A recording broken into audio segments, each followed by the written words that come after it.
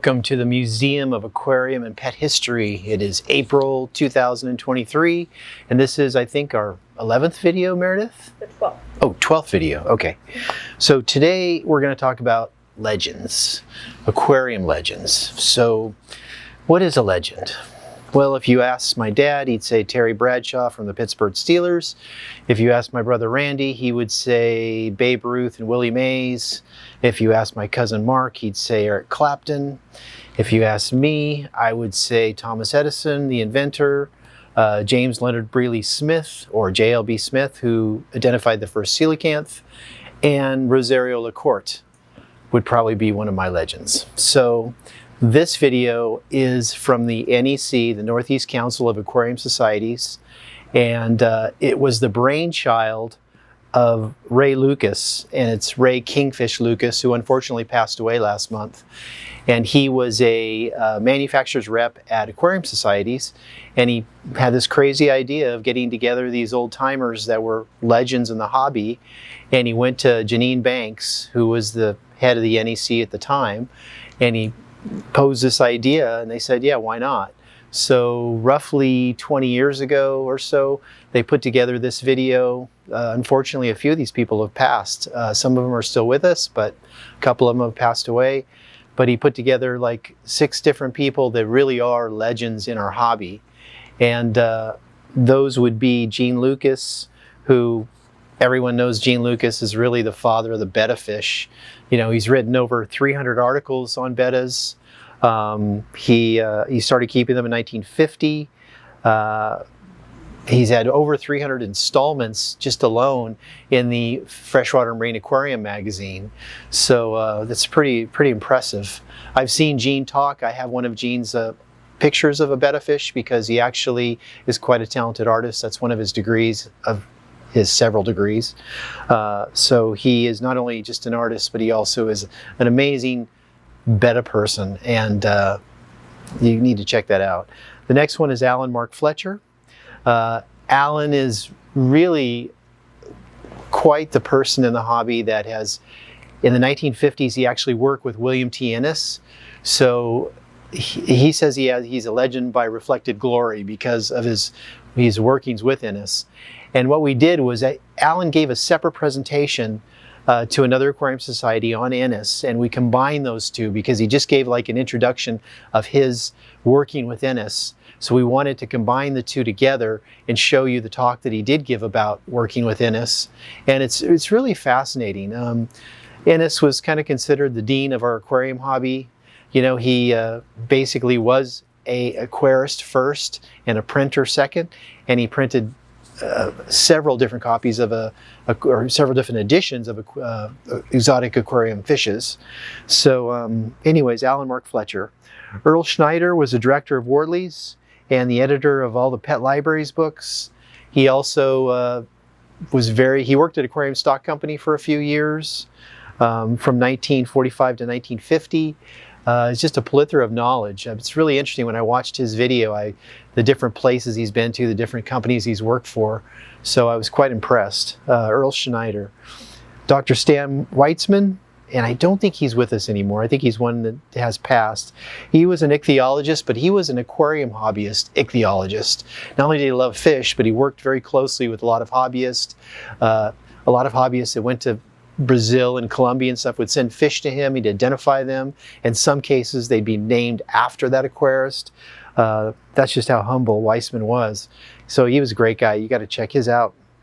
Rosario LaCorte, again, one of my personal legends, because when I was a kid, I got this little book on tetras, and I thought anybody that can breed tetras is legendary in my mind, because what do you feed the babies? They're so microscopically tiny. And I got a chance to meet him through Joe Ferdenzi, so I was really excited, and he's just a great, humble person who really knew everybody. He actually knew JLB Smith, corresponded with him. He knew some of the greatest hobbyists in the industry, but he's a great hobbyist in his own right. I think he is a fellow of the American Killifish Association because he is a phenomenal killifish breeder, as well as many other types of fish, tetras, cichlids, you name it. So his talk was really fascinating. So Rosario LaCorte. The last is Dr. Al Klee. He is a person that has, I mean, he's got 5 degrees. Who has 5 degrees? He does, Dr. Al Klee. One of them is in chemical engineering. He's kept snakes, fish, rats, mice, everything. He published his own aquarium magazine where he wrote the first installment of aquarium history. That went into, I believe, let's see, it was in Aquarium Journal when it first started. Then it went into another magazine. And then finally he published it in a book form called The Toy Fish. And this is his opus. This is his biggest work. And this is what every aquarium historian cuts their teeth on in the United States, is his book. And if you go to the Facebook group, Aquarium Hobby Historical Society, that is a Facebook group, and you join up, you can actually download the recent edition of his book, which is about twice as thick as this one. And he just keeps adding to it, on and on and on. And it's amazing. So he was a senior research scientist with the Environmental Protection Agency. I won't hold that against him. And I could go on and on. He's quite amazing and definitely a legend in our hobby. So that's the Legends video. We've actually given you a breakdown by time frame. So if you want to get yourself something to drink and watch one and watch another one later on, that's great, because I know that 20 minutes is really, for YouTube, is the cutoff time. But I have a few announcements to make as far as this month goes in April. First of all, we're going to work on some 5-minute videos that we try to release weekly. That's something that hopefully we have coming up in the next month or two, to basically do a weekly 5-minute video as well as our monthly releases. In this April edition, the web print version, we have the Forgotten Aquariums of Rome by Emiliano Spada. He's a good writer for us. He's a wonderful person. And what I love about places in Europe is it's not like the US, where they take their history and they tear it down and make a parking lot. Thank you, Joni Mitchell, for that song, by the way.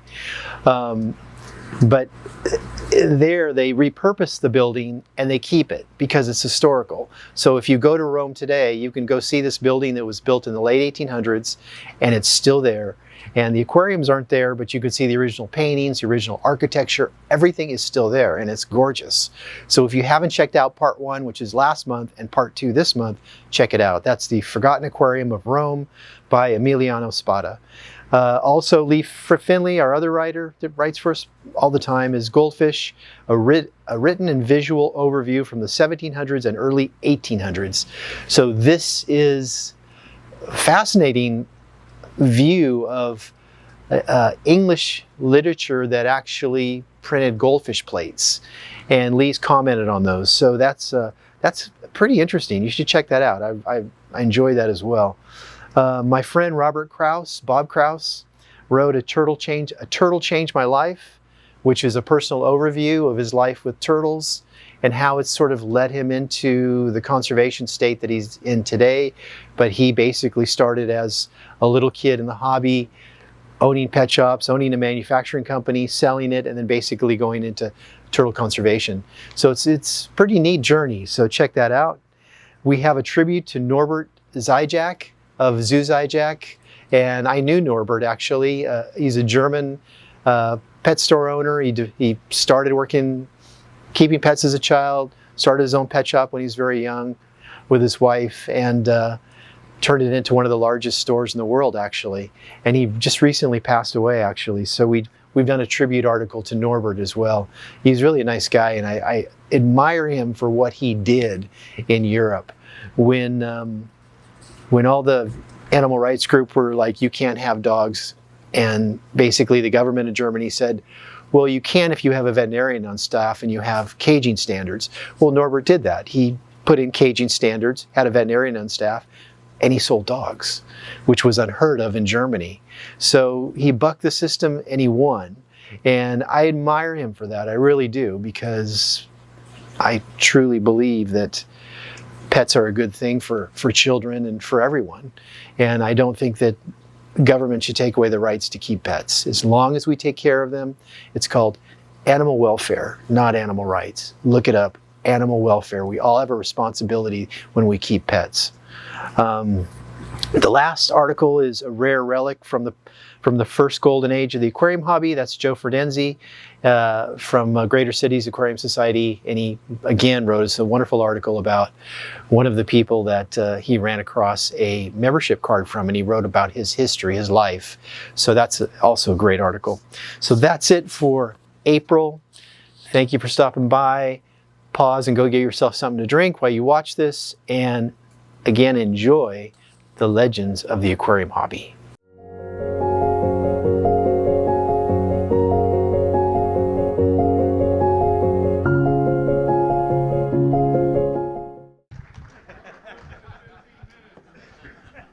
There is tonight, and welcome gentlemen, one empty chair with the legends. And this is James W. Atz. About a year and a half ago, my wife, Elaine, and myself became very fortunate in becoming friends with Jim and his wife, Ethel. As Ray's program had developed, Jim had been invited. He's well known and said, and if you don't know, then you might want to look into from around 1949, doing an article called The Myth of the Balanced Aquarium. And was going to be having some discussion on this tonight. Unfortunately, health considerations have prevented Jim from making it tonight, but he is here in spirit. In fact, for fish, he's just going next month. Aline and I are planned to go to the live-in community that Jim and Ethel live in now, a place called Doncaster, which, as I told Gary Bagnell, is 6 miles as the crow flies and 35 miles as the car drives from this place. But he's got a program that he's going to be giving on what is a fish to a group of people who usually listen to programs like Did Guy Lombardo or Not? So Jim's dedication is good, and he's here in spirit. He had worked long range, was going to give a program tonight on the scientific value of the aquarium, but maybe at another time. 92's not that old, and he's bouncing a little bit now, but I think he'll be back, but he's here in spirit with the rest of all these fine gentlemen. So for him, Seth.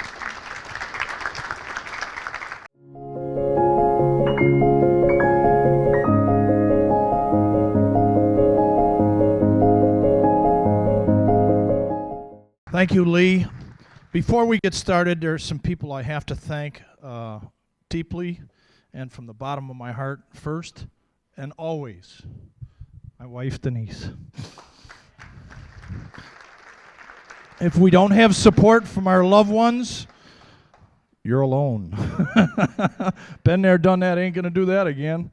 But it's great to have a good supporter with my wife, Denise. I also would like to recognize, and I'm going to have you stand, please. Without their corporate sponsorship of this event, it would not have taken place. Let's start out with Mr. Lance Rainiers, President of Python Products.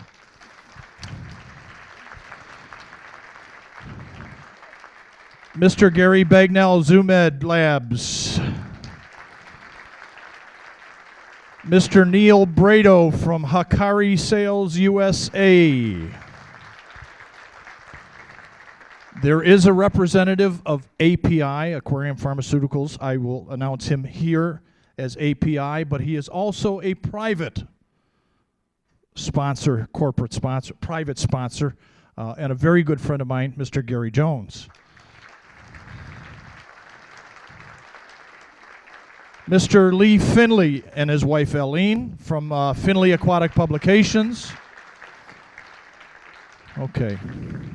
Discus Hans, standing in the back of the room, helped us out. My good friend. My good friend Jack Waltz with Wardley's. He was taken ill here this afternoon, so he went home. Lord willing, the creek don't rise, that flu bug's going around. He may be back tomorrow. We thank Wardley's for their support. Who else? Scales Tropical Fish Warehouse. It's a brand new 6,000 square foot pet store down in Silver Spring, Maryland. Andrew Bloomhagen's new store. Andrew wanted to be here tonight, but he sent us a donation to help kick this thing off. My wife Denise and I, we kicked in a few dollars and cents to help this thing out. Who else? Our good friends down there in Blacksburg, Virginia. I'm sorry, Lisa Hatcher and the gang down there at Tetra in Blacksburg, Virginia. And who else? All Glass, my good friend Matt Allen up there in Franklin, Wisconsin. All Glass, supporters of the aquarium hobby and the Legends program here tonight. Did I forget anybody else? ATI, Hydro Sponge Filters, Joe Gargula. And my good friend Andy Schmidt from San Francisco Bay Brand. He was supposed to be here tonight. I was hoping for that. But Andy Schmidt also joined in. Ladies and gentlemen, we thank you from the bottom of our heart for helping sponsor an evening with the Aquarium Legends.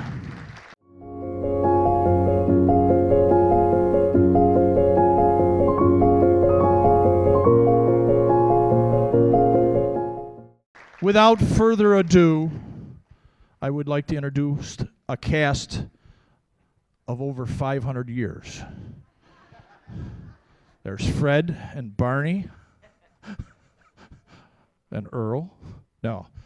At our far end, my father, Dr. Gene Lucas.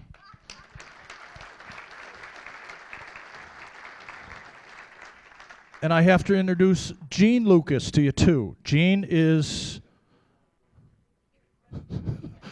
I don't have my cheat sheet and I don't have my glasses on. This is Gene's new wife, Gene Lucas, all the way from Iowa. Thank you.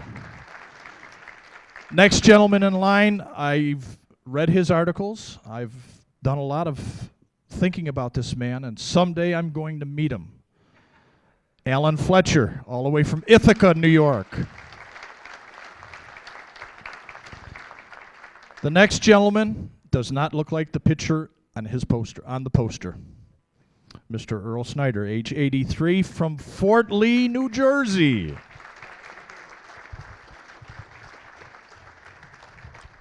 I'm much better looking. Oh, he's much better looking now. Wait till we get to you, Albert. Next gentleman in line is my uncle Rosario LaCorte. And Miss Jeannie, where are you hiding tonight? Jeannie LaCorte? Hi, sweetie. Jeannie? Next is a gentleman I met quite a few years ago through the real comedian in the aquarium hobby, Charlie Grimes. He introduced me to this gentleman, and it's Dr. Stan Weitzman from Washington, Baltimore, Maryland area with the Smithsonian Institute. Dr. Stan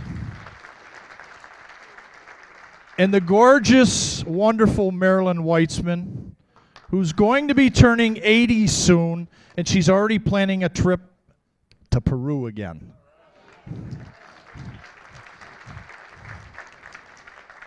4 times last year you went to Peru? 3? 2?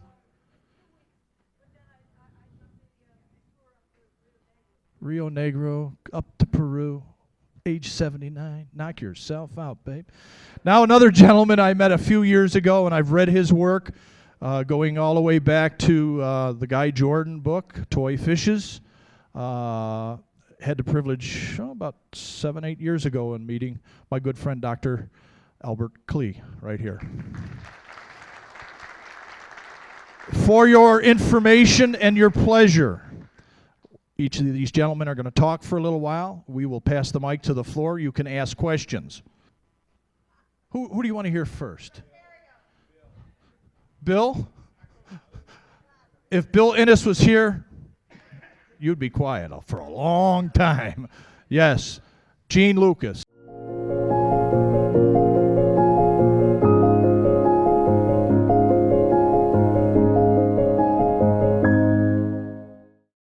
Well, we really didn't know what we were going to do here, but I did volunteer to start. And I'd like to thank those who had anything to do with agreeing to have me come back. I looked up the meaning of the word legend this afternoon on the computer, and one of the meanings is a person or thing that inspires legends or the subject of a legend. And then there's a bunch of others that don't have anything to do with people or us or fish. Now, I also ought to say, he's introducing people all through the room here that are more qualified, I think, to be up here myself. We have to appreciate the problem of putting something like this together. Ray called me, he isn't my real son, but he's the only son I have. I have 3 daughters, so we sort of have a mutual relationship here. But he called me up one night, and I think he said, I'm trying to get together these old people. No, he didn't. He said a lot of them are kind of old and they have different problems, and I've had a couple, 3 people who canceled out on me. Would you mind coming? And I said I'd be very happy to. But I think looking at the people I'm with here and listening to some of the others that I don't really qualify for anything more than being a substitute legend, whatever that is. So, well, anyway,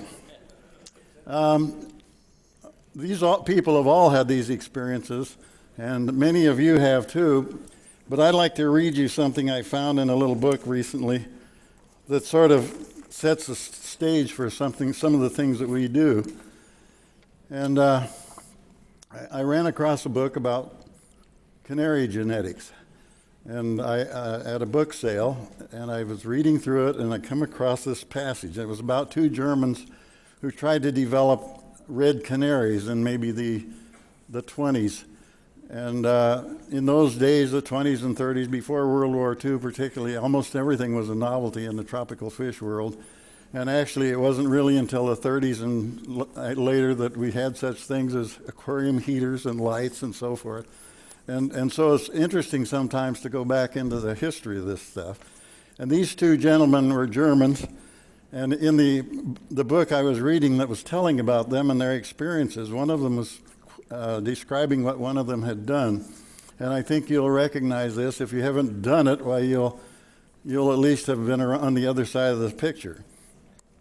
He says, soon after deciding to write this book, he was writing a book about another person, I was asked to talk to a bird breeders club in Northern Ireland, or England, pardon me. So think about it, talking to an aquarium club. Their meeting, it turned out, was held in a public house in one of Yorkshire's less attractive cities. It was dark and raining as I arrived on the appointed evening, acutely aware that this was an area where I wouldn't normally consider getting out of my car, let alone go inside a pub. Carrying my projector and screen, I felt a bit like a conjurer turning up at a children's party. My reception was distinctly frosty, and I began to wonder why I had bothered. Standing beside the projector, I waited to be introduced, much as I would at a scientific meeting, when, with more than a touch of impatience, someone shouted from across the room, "Well, go on there." The body language of the audience was hardly encouraging. To a man, they were leaning back in their chairs as far away from me as they could get. Years of recalcitrant undergraduate audiences were nothing compared to them. But I carried on and told them about my research, how sperms meet eggs, and how they might breed better birds or fish. Slowly, I sensed their resistance melting away. Some of them even started to lean forward in their seats. After 40 minutes, there was a break. They all trooped downstairs to refill their glasses. Meanwhile, the barman appeared with an enormous plate of sandwiches and pork pies. "Tuck in, lad," someone said. So I did, and I noticed that someone had brought me a pint. 15 minutes later, after everyone had refueled and peed, we were off again. Somehow the atmosphere seemed different. By the end of the talk, it was clear that they had enjoyed it, and the discussion continued for almost an hour. I felt almost euphoric. The contrast with the situation a few hours earlier was unbelievable. Just as I was about to leave, someone asked me if I could give the same talk to the lads at his club in a few weeks, and I did just that. To my utter amazement, almost everyone who had been at the first meeting was there, as well as many new professional biologists and bird keepers, and they would have been proud of me. Well, I think you can get the point of it all. I've been here 4 or 5 times now, every 4 or 5 years. And I come out and I see people I've seen many places, and you make a lot of friends, and they remember you. In fact, it's almost embarrassing. I presume others have had the same experience, but I walk down the hall and people say hello to me. I saw you here, I did this there, and oh, I remember your face, and then I haven't the vaguest idea what the name is. Name tags are really wonderful things. Well, I don't know about the other people, but I've probably been up in front of a fish group maybe 300 times now in my lifetime. I'm not certainly the oldest one here, I don't think. I'm probably the youngest, or possibly the youngest. But it's a great experience, and the first time you go out, it is sort of a harrowing experience, and you have no idea how you're going to be received or anything like that. So I tried to do everything I could to do more things than I was supposed to. In case they didn't like the presentations I gave, well then at least I could say I did something. So one time I started doing the drawings, and everybody liked to watch me draw, and then I've probably done 700 or 800 drawings now over the years, and I've usually donated them for at least splits in auctions, depending on whether my expenses are being paid. And I would guess that I've probably raised maybe an average of $40 a piece for those drawings over the years, so I felt I made some kind of a contribution. Now, a little bit about, they wanted us to talk a little bit about what we did, how we got into this, and not take too long. So that's hard to do. I started keeping bettas in about 1950, I suppose, and I started actively working on them in grad school by sheer serendipity. I got interested in genetics when I started breeding tropical fish. I got interested in guppies. And then I tried to breed guppies at Iowa State University, where I was working on my doctorate. And they set me up a beautiful laboratory in the genetics building. The water was very hard there. I had guppies there only a brief time, and they stopped breeding entirely. Now, I thought you could count on guppies to breed anywhere, and it's hard to study animals that don't breed. So one of the other grad students he and a friend of his were buying bettas at a shop, and they were having bets or fights in the dorms. And he came in one day and he says, "This is breaking me up." He says, "Do you know how to breed these fish?" And so I tried breeding the bettas in my lab, and pretty soon I had bettas all over the place. And they had a lot of variation too, and they were interesting, but they would breed at least, and I had something to work with. So I went back to my advisor and asked him if I could switch to breeding bettas, and he said it was all right with him. I was his student. I needed to get along with doing something useful. So I switched to bettas, and I've been working on them ever since. Now, another thing I guess I could say about hobbyists, if you stick with it for a while, you soon find that one type of fish attracts you more than another. And oftentimes people who stay in the hobby for a while pretty soon are focusing on some kind of fish, whether it's cichlids or live bears or whatever, reef fish or marine fish. And so I got into bettas, and I got deeply into it merely because I had to in order to work my way through my doctorate. Well, an interesting thing happened along the way. The farther I got, and I got involved with aquarium clubs, and I got involved with starting up betta clubs, and I got involved with writing. Another thing many of you have done, I'm sure, even if you haven't done a lot of it, and even if it's only for a local aquarium publication. I have seen many articles in just local club bulletins that are better than a lot of the ones that appear in the magazines all the time. So anyway, but as I worked my way in there, I kept getting farther along, and I kept writing more stuff. I think I've written more about bettas than all the other people in the whole world has ever written about bettas, if you lumped them all together. I've written over 300 installments for my monthly column in FAMA alone, not counting other things. So I don't think anybody that raises bettas can claim that. So I got one thing going for me. The other thing I discovered was that I can now claim that I'm the world's leading authority on the genetics of Siamese fighting fish. I've said that over and over again. There aren't any others. And so nobody ever says a word about it. I just keep carrying on like that. I've written a couple of books, and I'm working on some others. That seems my favorite other sport is writing. I majored in art in college, and then journalism, and then finally biology. And the first book I ever published, Earl Schneider was responsible for. I don't know if he remembers clear back then. But the Pet Library put out a book called All About Bettas. Eventually, the Pet Library collection was sold to TFH, and now I discover I put out 3 or 4 more books.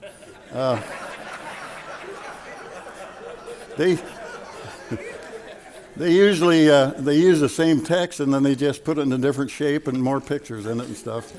And all of a sudden, you have another publication. So that's been kind of nice. Yeah. Anyway, thanks a lot, Earl. You got me started on all this. I never even met Earl. We communicated until tonight. We communicated back and forth, but I never did get to meet him. So I'm happy to do that. Some of the people that are here I have met. Al I met many years ago. Anyway, so I guess some of the other things that people like me do, I've been raising bettas in my basement since about 1960, very heavily. Sometimes I've had as many as 2,000 or 3,000 bettas at a time in jars. Nobody in their right mind would do that. When I was going full blast, I was still finishing my doctoral research. I had a foreign student, a girl from South Africa, 3 daughters, a wife, and a mother and a mother-in-law. And every Saturday we changed jars. And that went on for about 3 years, and then I started cutting back. And now I have, how many? 3 bettas in jars at home right now.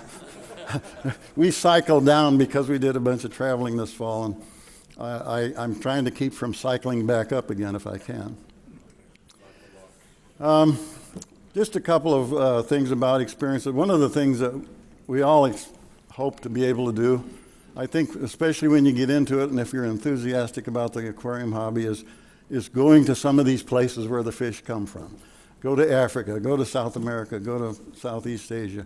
I went to Southeast Asia the first time in 1972-73 over Christmas break. And while I went there, I went to Vietnam, I went to Thailand, I went to Malaysia, I went to Singapore. And then I've been back, and I've been to Indonesia a couple times, been over to Borneo, or Kalimantan, the Indonesian part of Borneo. I've had some fantastic experiences. And I think many of you have done that, and that's one of the highlights of being part of this, collecting fish out in the wild and so forth. It's just a really fun thing. I'm just going to tell about one little experience we had. We were in Kalimantan, and we went out on a road to a place we wanted to collect fish, and it had rained heavily. And the lateritic soil they have down in the flatlands down there, it just turned to muddy clay. And we had hired a little van, and we couldn't go anywhere. And so we turned down a road that was kind of a gravel road, and we went down we thought, well, we'll see where the road goes. We could drive down it. And we went down the road a ways, and we came to a bridge that was washed out. Well, the guys, we can do it. They got out, and they started dragging logs and everything over here, and I'm thinking, what are you going to do? And so they piled enough logs and sticks over this crevice that we were able to drive across it. And we got down to a little village, and it was getting dark, so we spent the night there. And I mean, it was out in the middle of nowhere. And we drove, there was a little road maybe 4 or 5 blocks along, right along the front of a lake-like area. I think it was hooked up to the rivers. But anyway, in the front yards, they had all these things pegged into the ground, and they had carvings of human heads and things like that. It was a kind of a spooky place, but we ended up having to spend the night there. So it was getting dark, and I had hired a couple young men that were like college age to kind of be our guides. And they fixed us some dinner in a little eating place there, and no one was there. They just went and talked to somebody, and they let them come and fix something for us to eat. Anyway, we went back down, and we stayed overnight on what I call the longhouse. They just had a big open porch, and we laid on the porch. And the people in Borneo are a lot smaller than us. And this porch was sort of termite eaten, and every time we walked, I thought we were going to fall through. But anyway, we slept under the stars, so to speak, out in the open. And about 10 o'clock at night, we started hearing drums drumming. And we wondered what that was, and so we asked the fellows, and they went off and come back, and they were going to have some sort of a ceremony.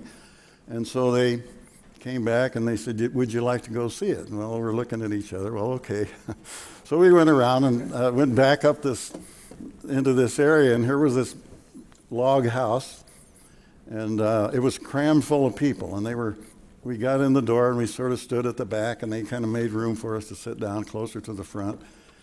And I don't know what, one of the fellows that went with us was just a traveler, but he had been somewhere in South America where he had had coffee or something that they put the ashes of their ancestors in or something. And so I asked for a cup of coffee, and they brought me a glass full of stuff, and it had some kind of grit in it, and I'm not sure whether it was bone or not. I was hoping it wasn't. But anyway, they had a little ceremony out in the middle of the floor. There were 4 or 5 women, and they had little children in their laps, and the children looked like they were sick. And they had this girl come out, a little old lady, and it was like a voodoo thing. She was dancing around, and she had stuff that she was waving up in the air.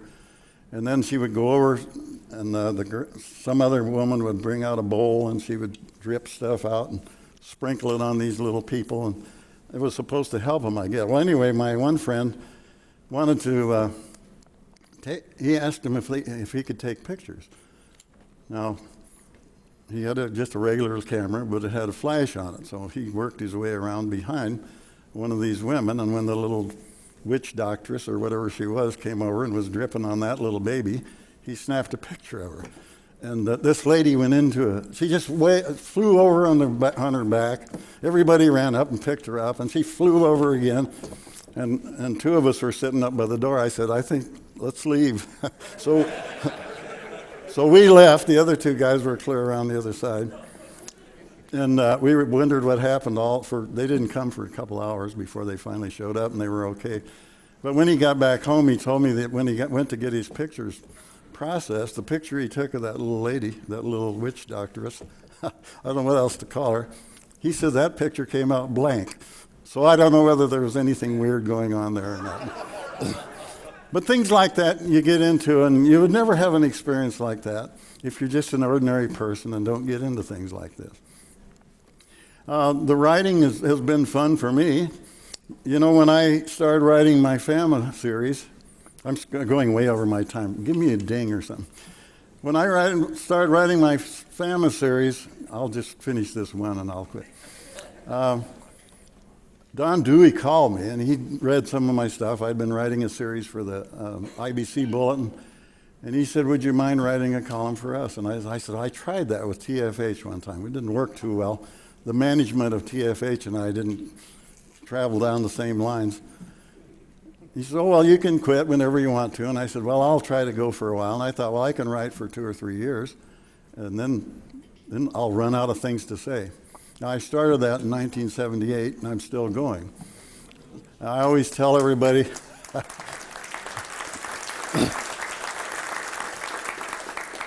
you never really know how full of it you are until you get put under pressure.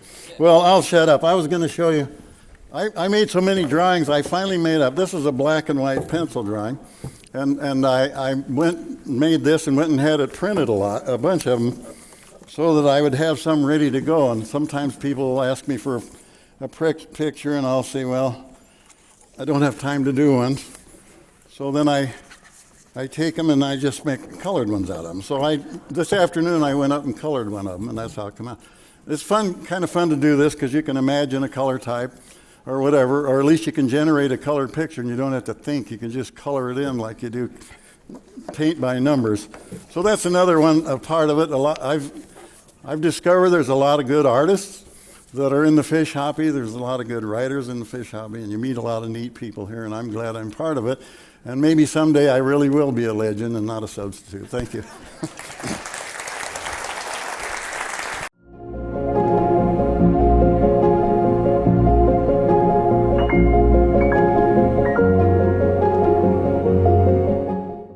Thank you, Dad. I know my allowance check's in the mail. I have to apologize. Young lady sitting in the front row, Joy Klee. All right. Where's Julia? She hasn't got her red jacket on. Julia, where'd you hide, hon? sitting right back here. This is Alan Fletcher's wife, Julia, okay? I humbly apologize. Next, we're going to bring up Alan Mark Fletcher.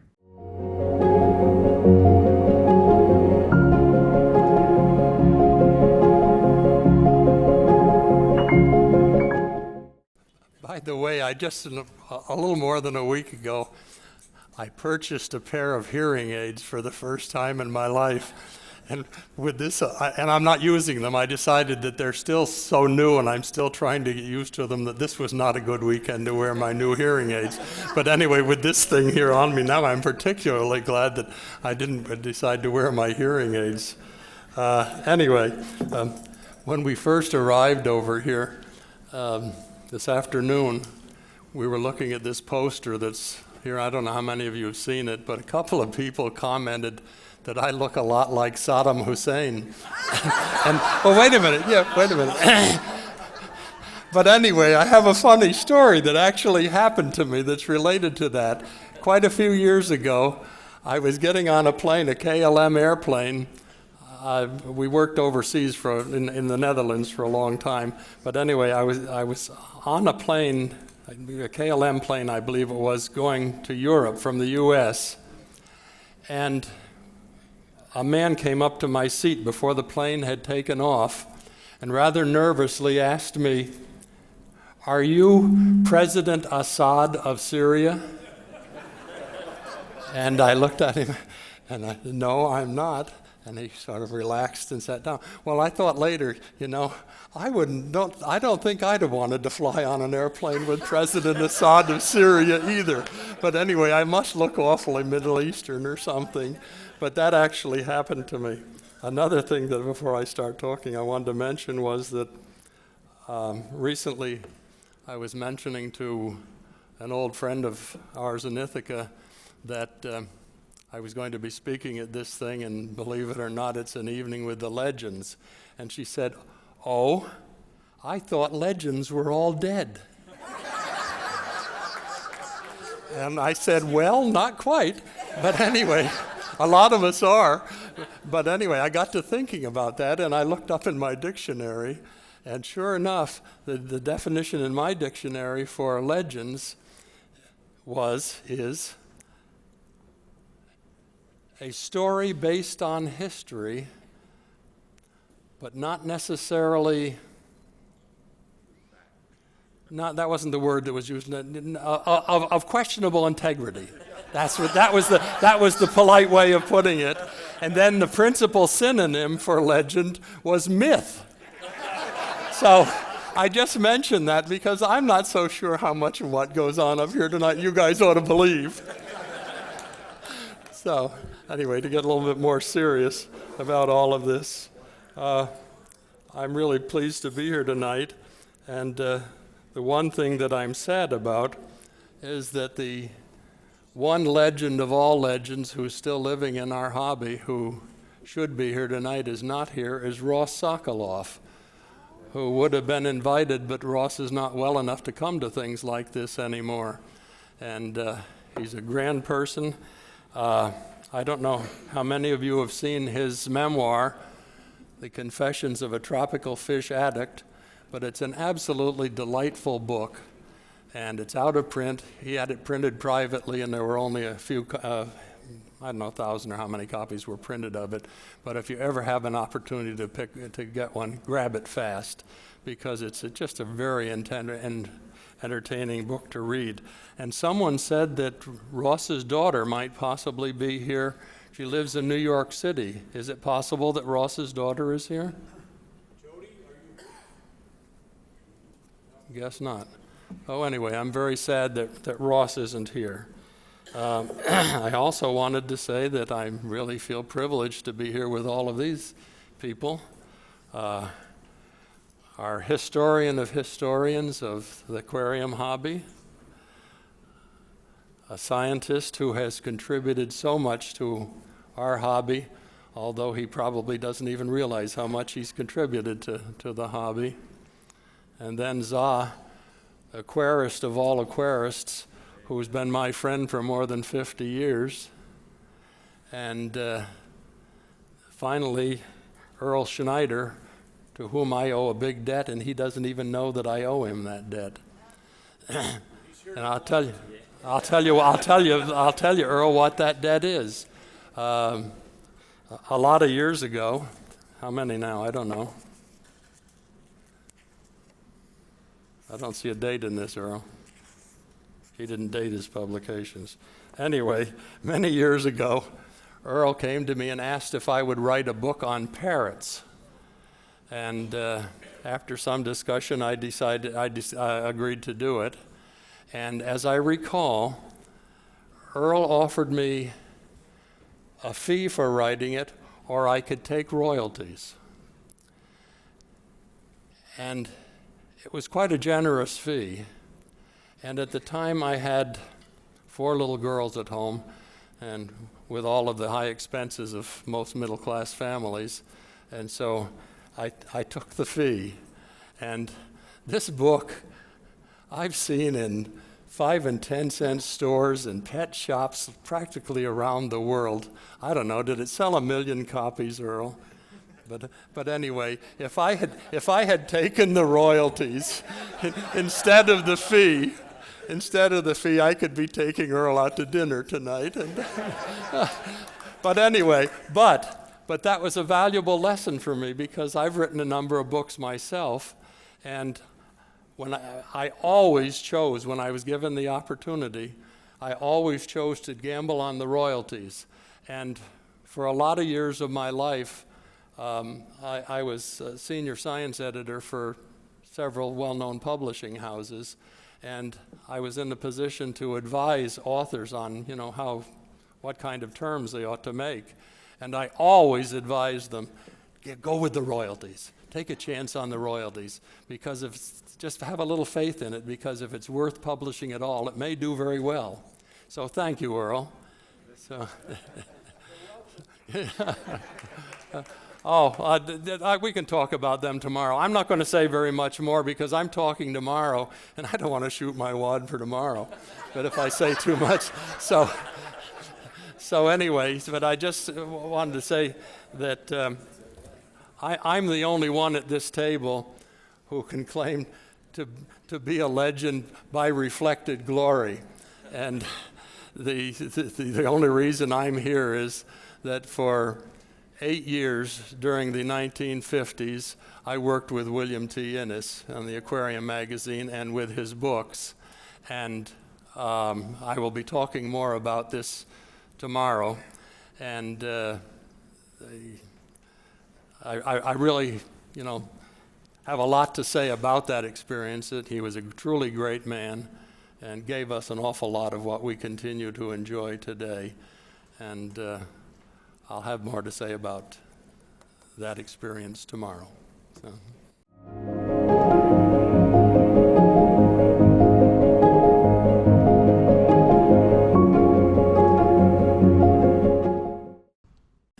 Everybody hear me? Yeah.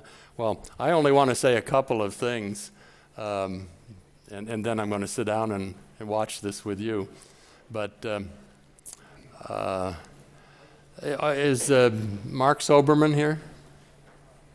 I want to thank Mark. Mark's going to be here, I think.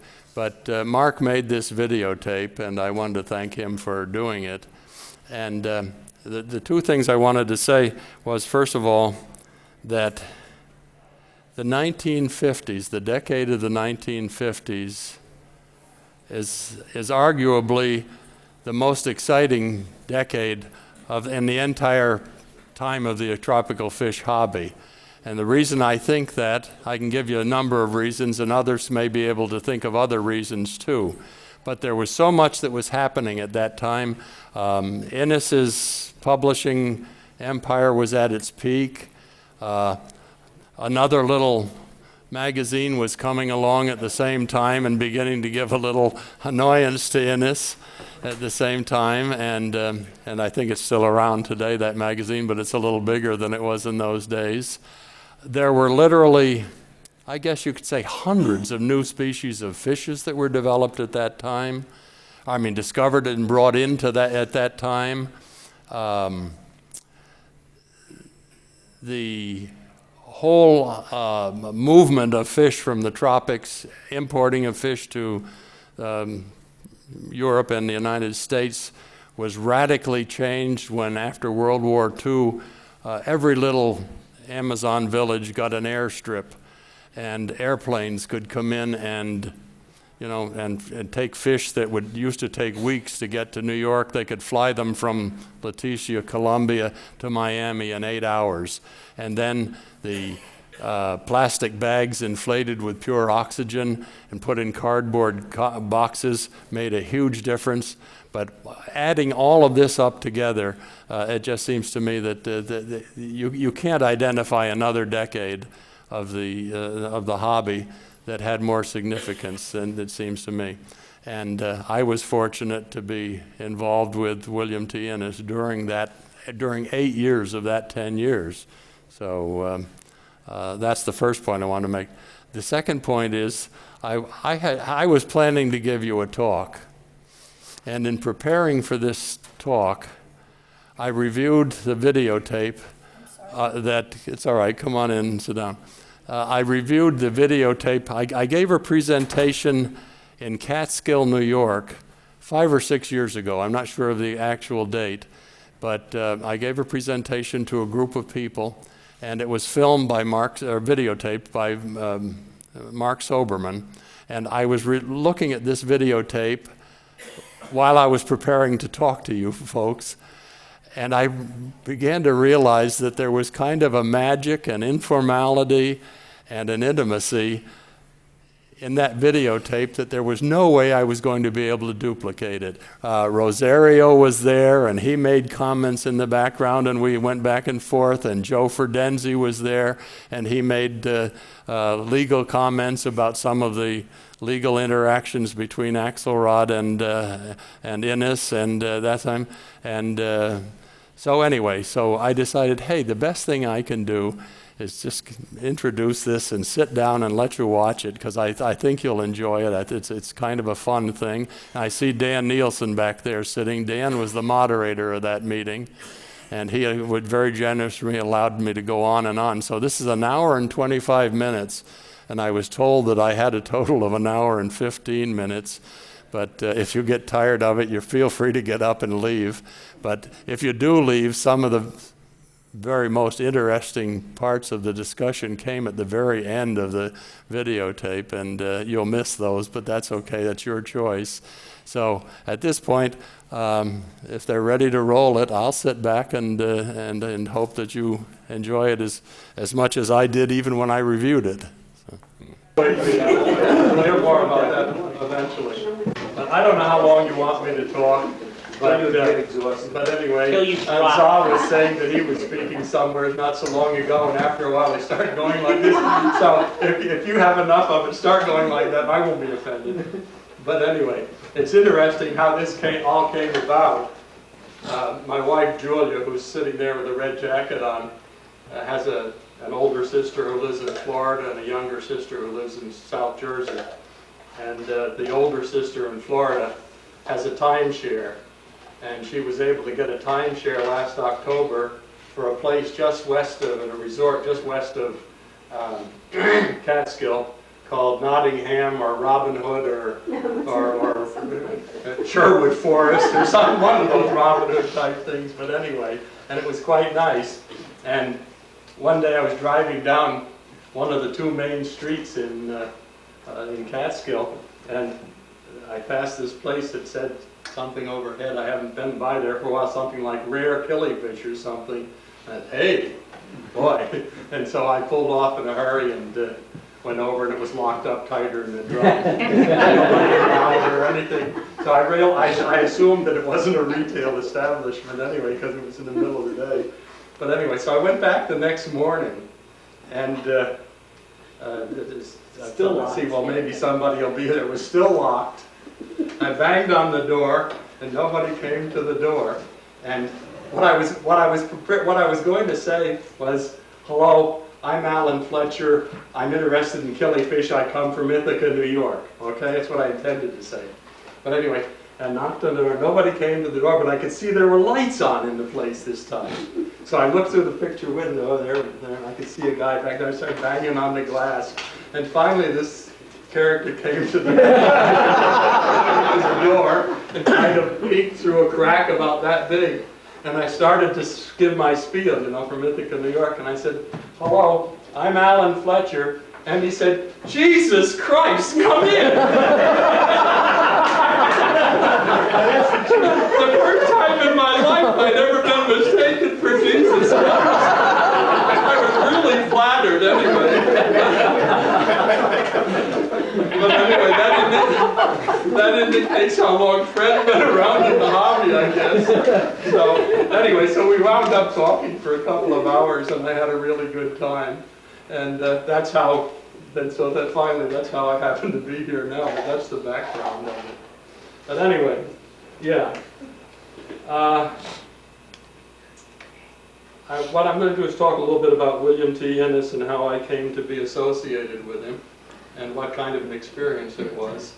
And I'm glad Za is here, by the way, because he's one of the few people alive anymore. We're getting into a very small group who actually knew what the aquarium hobby and business was like back in the 1950s.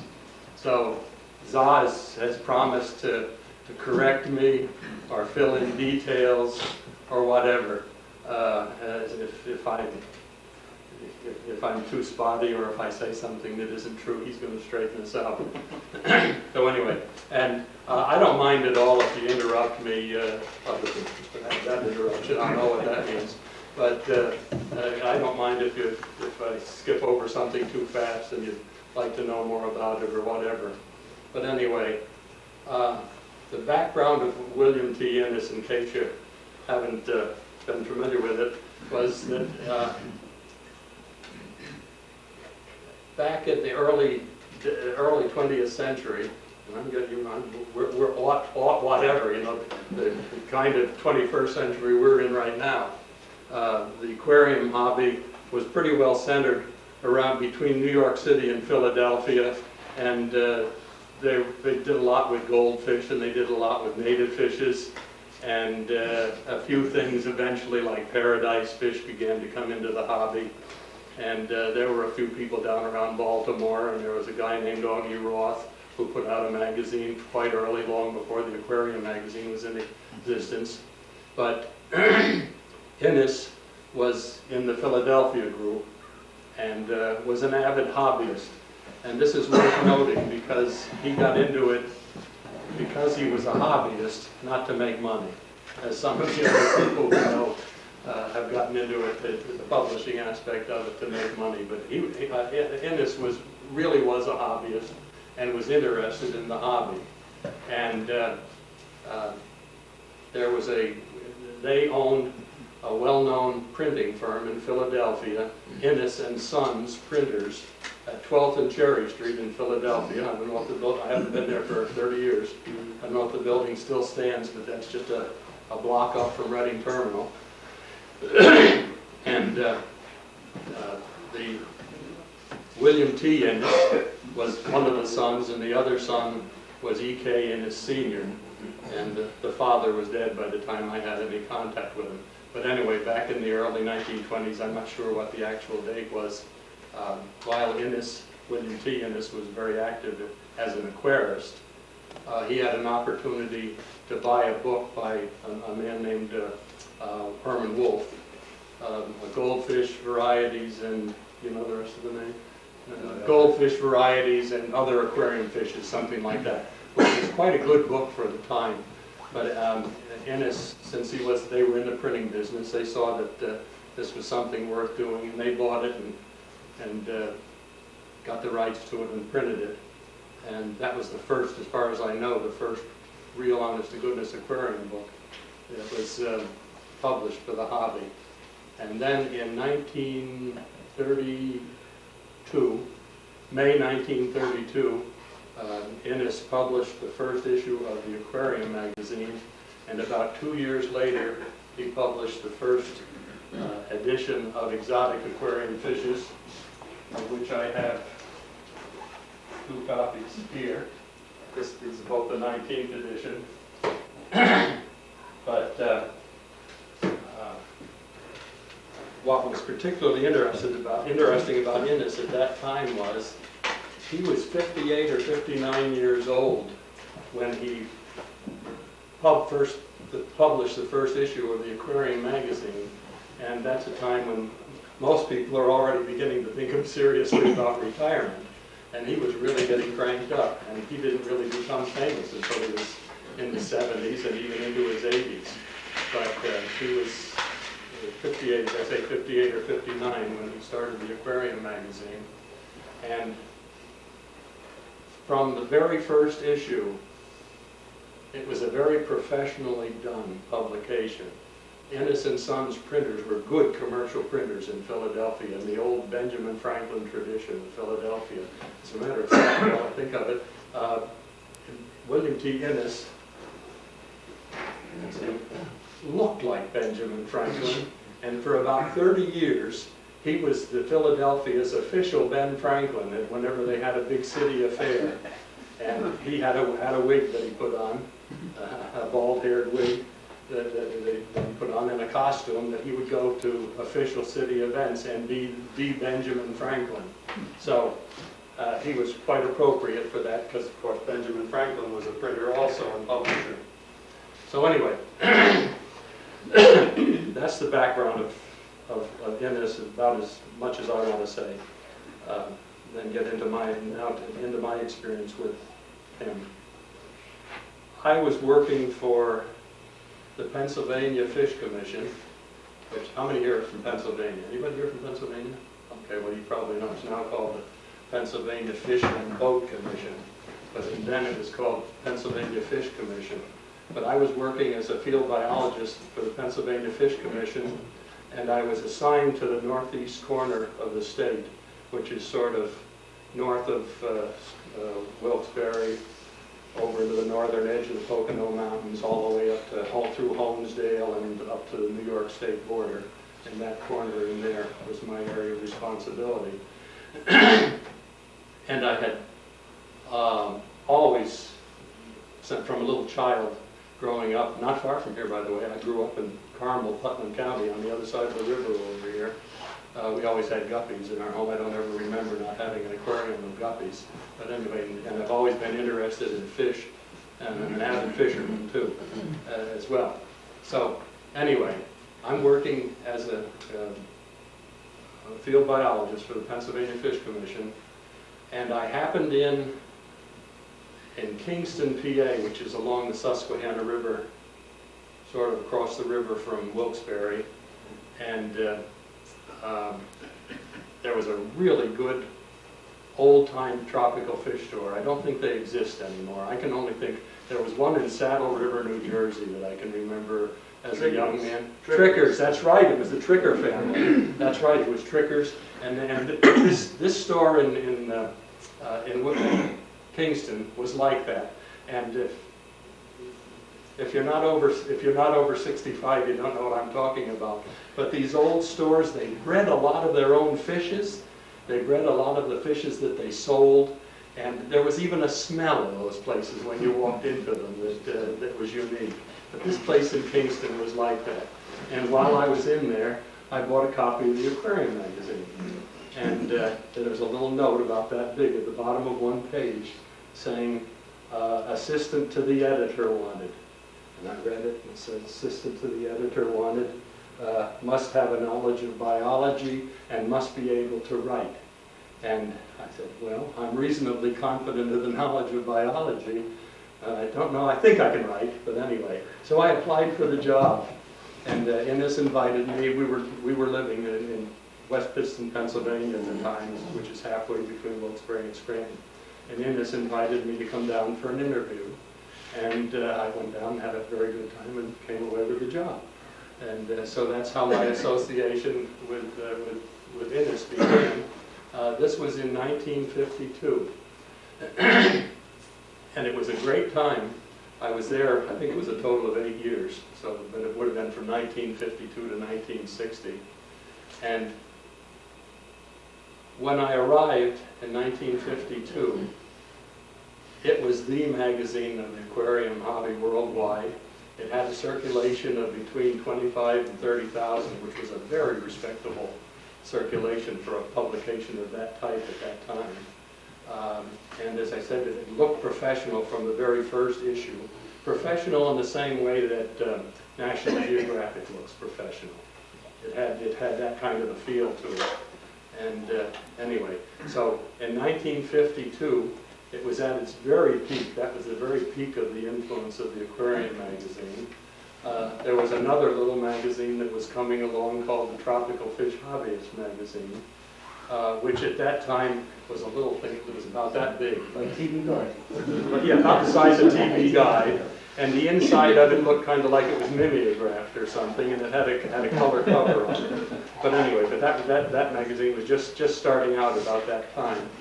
And so anyway, so I was there from the very peak to the very end of it, wound up as a partner in owning it shortly before it finally folded. And anybody makes any wisecracks about arriving at when it's at its peak and leaving at its when it was about to close up, I don't want to hear any wisecracks about that, Fred.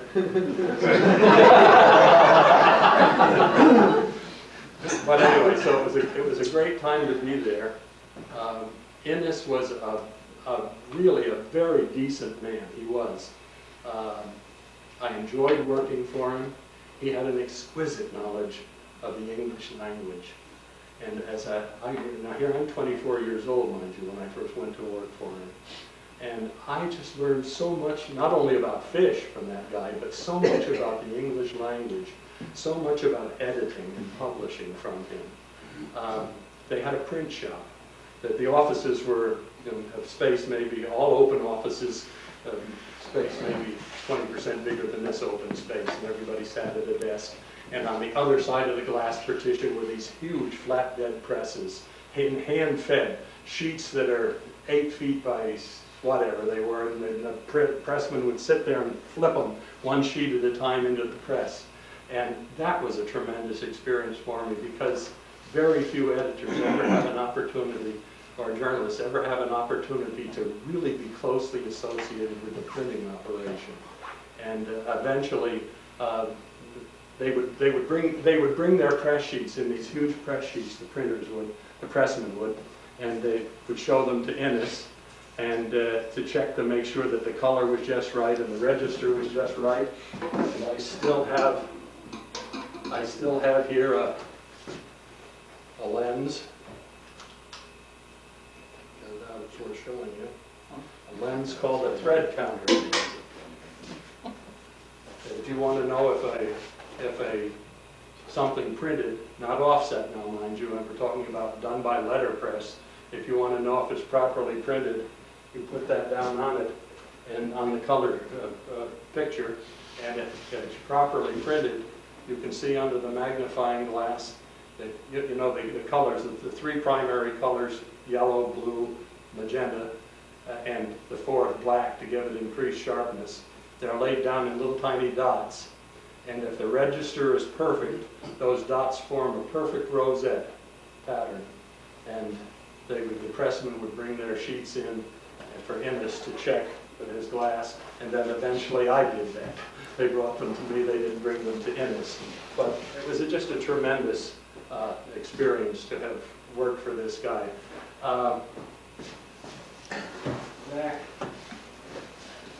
This is a notebook that I ran across in the attic not so long ago, but I won't go on after my trip. I got so far from tropical fish after I left Innes that I won't even attempt. But anyway, when I was at Cornell University years and years later, I taught a course at Cornell entitled Aquarium Science, and this is some of the notes from it. And you're free to browse through this if you want to later on, but when I ran across this not so long ago, I found at the beginning of it, I've got to put my glasses on, because it relates to Innes, and this is, I think, is really choice. It's an editorial by Herbert Axelrod from Tropical Fish Hobbyist, January, February 1954, in which he tells about going down to Philadelphia to talk with William T. Innes and his associates, Mr. Fletcher and Mr. Anderson, about Innes's accusation that Axelrod had plagiarized Innes's color illustrations for this book, which probably most of you have never seen, Handbook of Tropical Aquarium Fishes by Axelrod and Leonard Schultz. But anyway, and he says in here that they were able to identify the 2 or 3 pictures that bore some similarity to Innes's plates. And then I did some checking here, and I found that 51 of the color pictures in here have after Innes printed under them. So it was a little more than 2 or 3. And that wound up, by the way, in federal court in Philadelphia. Innes did sue. He was not about to give his business property to Herb Axelrod. It wound up in federal court in Philadelphia. And I remember sitting there and participating in this trial. And Innes won the suit he established, and I'll tell you why he won in a few minutes, but I'm leading up to another point first. But anyway, he won the case that they were plagiarized from Innes's color plates, and but he could not prove that it had done him any financial damage. And so what the judge decreed was that Axelrod had to pay all the court costs and the lawyer's fees, plus $1 to Innes, and to credit any illustrations that could be identified in any future editions after Innes. Okay, but that's not what I'm leading up to. I'll get to that more in a little while. But anyway, in here, he says at the end of this editorial, Mr. Fletcher, he's talking about John Anderson, who was the business manager of the Aquarium magazine, and in this he's telling what they were like. And then he says, Mr. Fletcher, a younger chap, I wonder how Herb Axelrod's only a year or 2 older than me, isn't he? He's about the same age. About the same age. But anyway, Mr. Fletcher, a younger chap, is obviously eager and well-meaning, though is inexperienced in both the publication game and the fish field, and is probably, you get this, here's the kicker, and is probably utilized by Innes for matters of grammar and punctuation. And grammar's misspelled here. No! The ER he spells it. But anyway, but that was a slap at both me and at Innes, because he knew full well that Innes had a superb knowledge of the English language. And every time Innes ever corrected anything that I wrote that was incorrect, boy, you better believe I repeated that to myself over and over again and never, ever made that same mistake again. But I just thought you'd get a kick out of that. By the way, Alan, at that time he was selling Cyclostoma severums for discus. For discus? He couldn't tell it. Yeah, he He didn't know any more about fish then than I did he? At that time. But anyway, I admit I didn't know very much about publishing. But some 40 years later, after having one way or another been in publishing and journalism, I know a little bit more about publishing. And he claims in this editorial that you can't copyright scientific knowledge, scientific information. And he's correct on that, but I know the copyright law quite well. And while you can't copyright knowledge, you can copyright how knowledge is presented, how the form in which knowledge is presented. Whether you do it in a table or a chart or whatever. See, the form the knowledge is presented can be copyrighted. And that's what got Axelrod in trouble on this. And I'm leading up to something on this. He didn't understand. He had no idea how Innes made his color plates. And I'm going to tell you how Innes made his color plates because it's worth knowing. This is Innes's photographic aquarium here. I have it. It originally had a little wooden case for it, and it had a handle on top, and somehow over the years the wooden case has gotten lost. But this was specially constructed by Innes, or he had somebody do it, Franklin Barrett or somebody like that, who did this for him. but it's made of ground 1/8-inch plate glass, not ordinary window glass, so that it would be good optically. The bottom of it has milk glass to help reflect light, reflect light up. No, since your lighting is generally up here for fish, there's no upper rim. There's a metal rim on either side, but front and back has no metal rim, so it will catch the shadow when you photograph.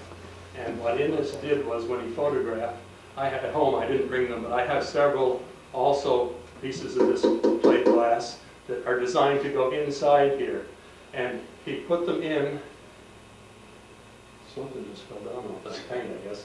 But anyway, the glass inside the aquarium at an angle, so that it came to the front of the glass at the front, and then tapered back. And with pinch clothespins, depending on the size of the fish you're working with, you could have it wider or narrower. That tended to force the fish to the front, so that it restricted the fish without actually harming them.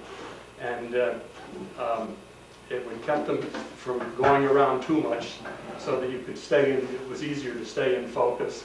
And in some cases, he had a wire that had a hook over the end of it that he could actually reach in and lift the fish up a little bit to get them in better position and everything. And Axelrod, by the way, had a variation of this. And if you ever go and look at any of the old color photographs that Axelrod took of fish, the fish always had eyes about twice as big as they should be. You know why that was? He jammed them up against the front glass so that they couldn't swim at all. And boy, that way you really don't have a focus problem. But Innes didn't do that because he really valued those fish and he didn't want to kill them. So anyway, but that's the reason why Axelrod's photographs have the big eyes. But that's not all of the story on Innes's photographs. They weren't photographs, and Innes never called them photographs. He called them color plates, which is what they were. What Innes did, and Axelrod didn't know this, and this is how they were able to trip him up in this lawsuit. Innes took photographs of his fishes in black and white, and how do I explain it? He took them in black and white, and then he'd get big enlargements of these fish in black and white. And he would, like say a lyre tail, for example, which is my favorite of his color plates. Lyre tail, which is that big. He might blow it up to that big in black and white, male, female.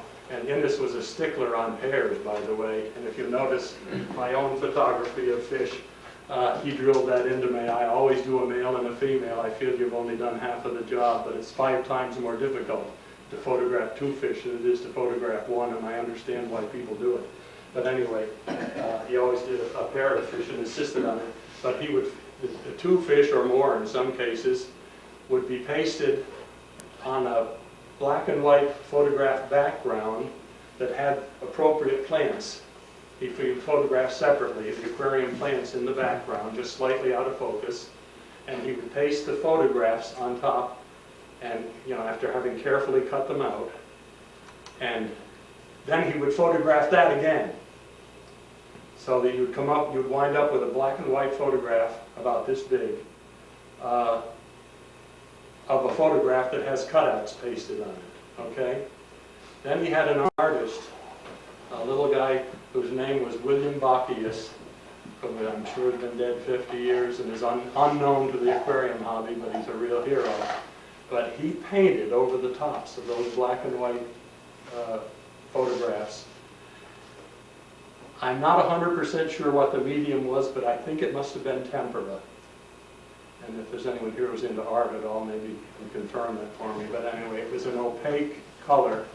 And Innes would stand over Bockius' shoulder, and I've seen him do it, many a time. Seen him come into the office, and Innes would stand over his shoulder and say, "No, that dorsal fin should be just a little bit more yellow right there. No, it should be a little more spots up here," and that kind of thing, and get it just right. So, Innis's color plates, with two exceptions, which I'll tell you in a minute, the two exceptions, Innis's color plates were artwork. They were paintings. They weren't photographs at all. And that's how Axelrod didn't know that. He thought they were photographs. And of course, if you're doing photographs of fishes, you know, there could be all kinds of variations that are legitimate. But if you're doing a direct photographic copy of a painting, there are always idiosyncrasies, individual characteristics of that painting that just aren't duplicated in nature at all. And of course, we knew, and Innis knew what all of those were. And so each one of these, Popina Armvi, for example, were done just in that way. And they were actual paintings. They were not photographs. And what Axelrod did was that with each of these, he dropped out all of the background and photographically reproduced the fish without backgrounds. And since the fish had been painted under Innis's supervision, he was able to convince the judge that these were, well, you could have superimposed, as a matter of fact. The Innis, the Axelrod illustration went over the tops of these, right down to the finest detail. They were the same. So anyway, that's the background of that. Oh, I was going to tell you the two that are real photographs. There are only two. One is how many of you have a copy of exotic aquarium fishes? Well, most people do. Look at that. After all this time, people have it. The two, Blue Gularis is a real photograph, probably the first color photograph of a fish ever taken. And the other one was Nothobranchius racovi, which is a real photograph. And other than that, all of Innis's color plates are works of art. And actually, I'll get more toward the end of my talk. I'll get into a little bit more. But when I was a partner, co-owner of Innis Publishing Company, I had all of the original color plates in my basement in Ambler, Pennsylvania. And when the partnership broke up, I dutifully turned all of those color plates over. And I dearly wish, my favorite of all is Aphyosemium australis. And I dearly wish I had snitched that one color plate. Nobody at that time, that business was in such chaos that nobody would have ever known that I had taken it. And I would have had it today, but I was as honest as I think I still am. And what happened to the plate? I have no idea. The assets were eventually bought by Metaframe Aquarium. I'll get to that a little bit more. Metaframe eventually bought it out, and I have no idea. No, it wasn't Metaframe, it was Wilness. The Willinger brothers bought the assets. Maywood, New Jersey. In Maywood, New Jersey? Yeah, so they're somewhere, yeah. Excuse me, just to add one thing. The technique of painting on black and white photographs was common in the 40s. My father was a portrait photographer in the 40s. He took photos in black and white and had a cousin of mine paint on it. No kidding. People, yeah. So there you are. Well, then, obviously this guy Bacchius was a specialist at this, and he was very gifted, and he got no credit for it at all. And it's, you know, in none of Innis's writings is there ever a word about William Bacchius. And Innis was a little stingy about that, by the way. I don't know what editions you have, but if you looked in the back of it, where the collecting fishes in the wild, those are my photographs. And under the photographs, at each one it says photographed by Alan M. Fletcher. But I took a number of the fish photographs in the exotic aquarium fishes, and he was not willing to give me credit for as nice a guy as he was. You know, he wouldn't relinquish that. And I took these, the Everthodus breviceps, this goby type fish, I took those photographs, and as a way of proving it, well, not so long ago, I was digging through some old photographs, and there it is of the female, my print of the female of this Everthodus. But anyway, it was interesting that on the collecting photographs, he was perfectly willing to have me put my name, but he wasn't willing to have my name on the fish.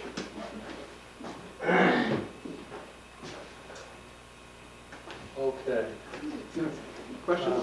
Yes. What did he pay Bacchius per painting? I have no idea. I'd love to know. I'd love to know, but I'll bet it was a pittance. Pittance, I yeah. bet it was a pittance. Yeah.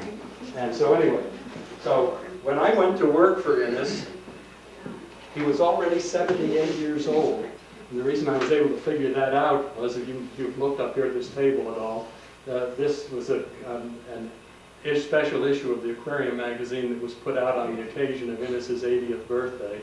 Again, my photograph, and they were willing to give me credit for it. But I figured I'd been there 2 years already, so he was 78 when I went to work for him. And he was a remarkable man. He had had a stroke even, and was still coming to work every day, and just was slightly paralyzed. And I remember the Innes offices had a big plate glass window looking out onto 12th Street in Philadelphia.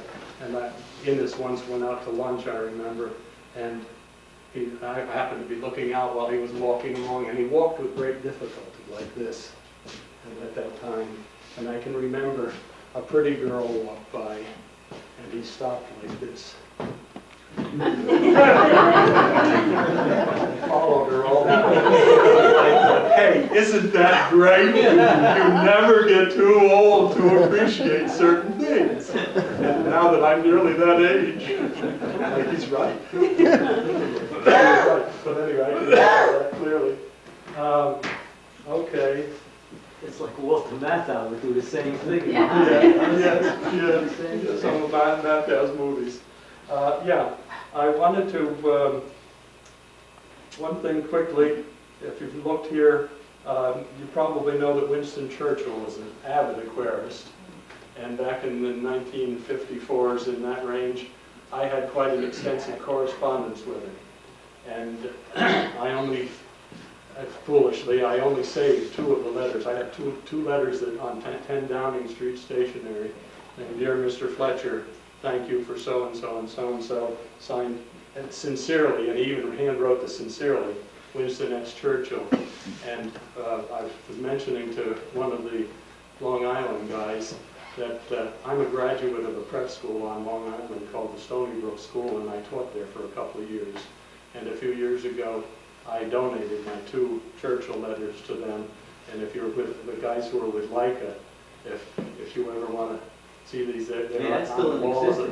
They're on the wall of the library at the Stony Brook School, and I'm sure they'd be delighted to have you go in there and take a look at them anytime. But anyway, so there's that. Oh, yeah. One of the things that was great for me with Innes was that I was able to make, I don't know how many, I guess about 15 trips to South America to collect fish and to do stories about where the fish come from.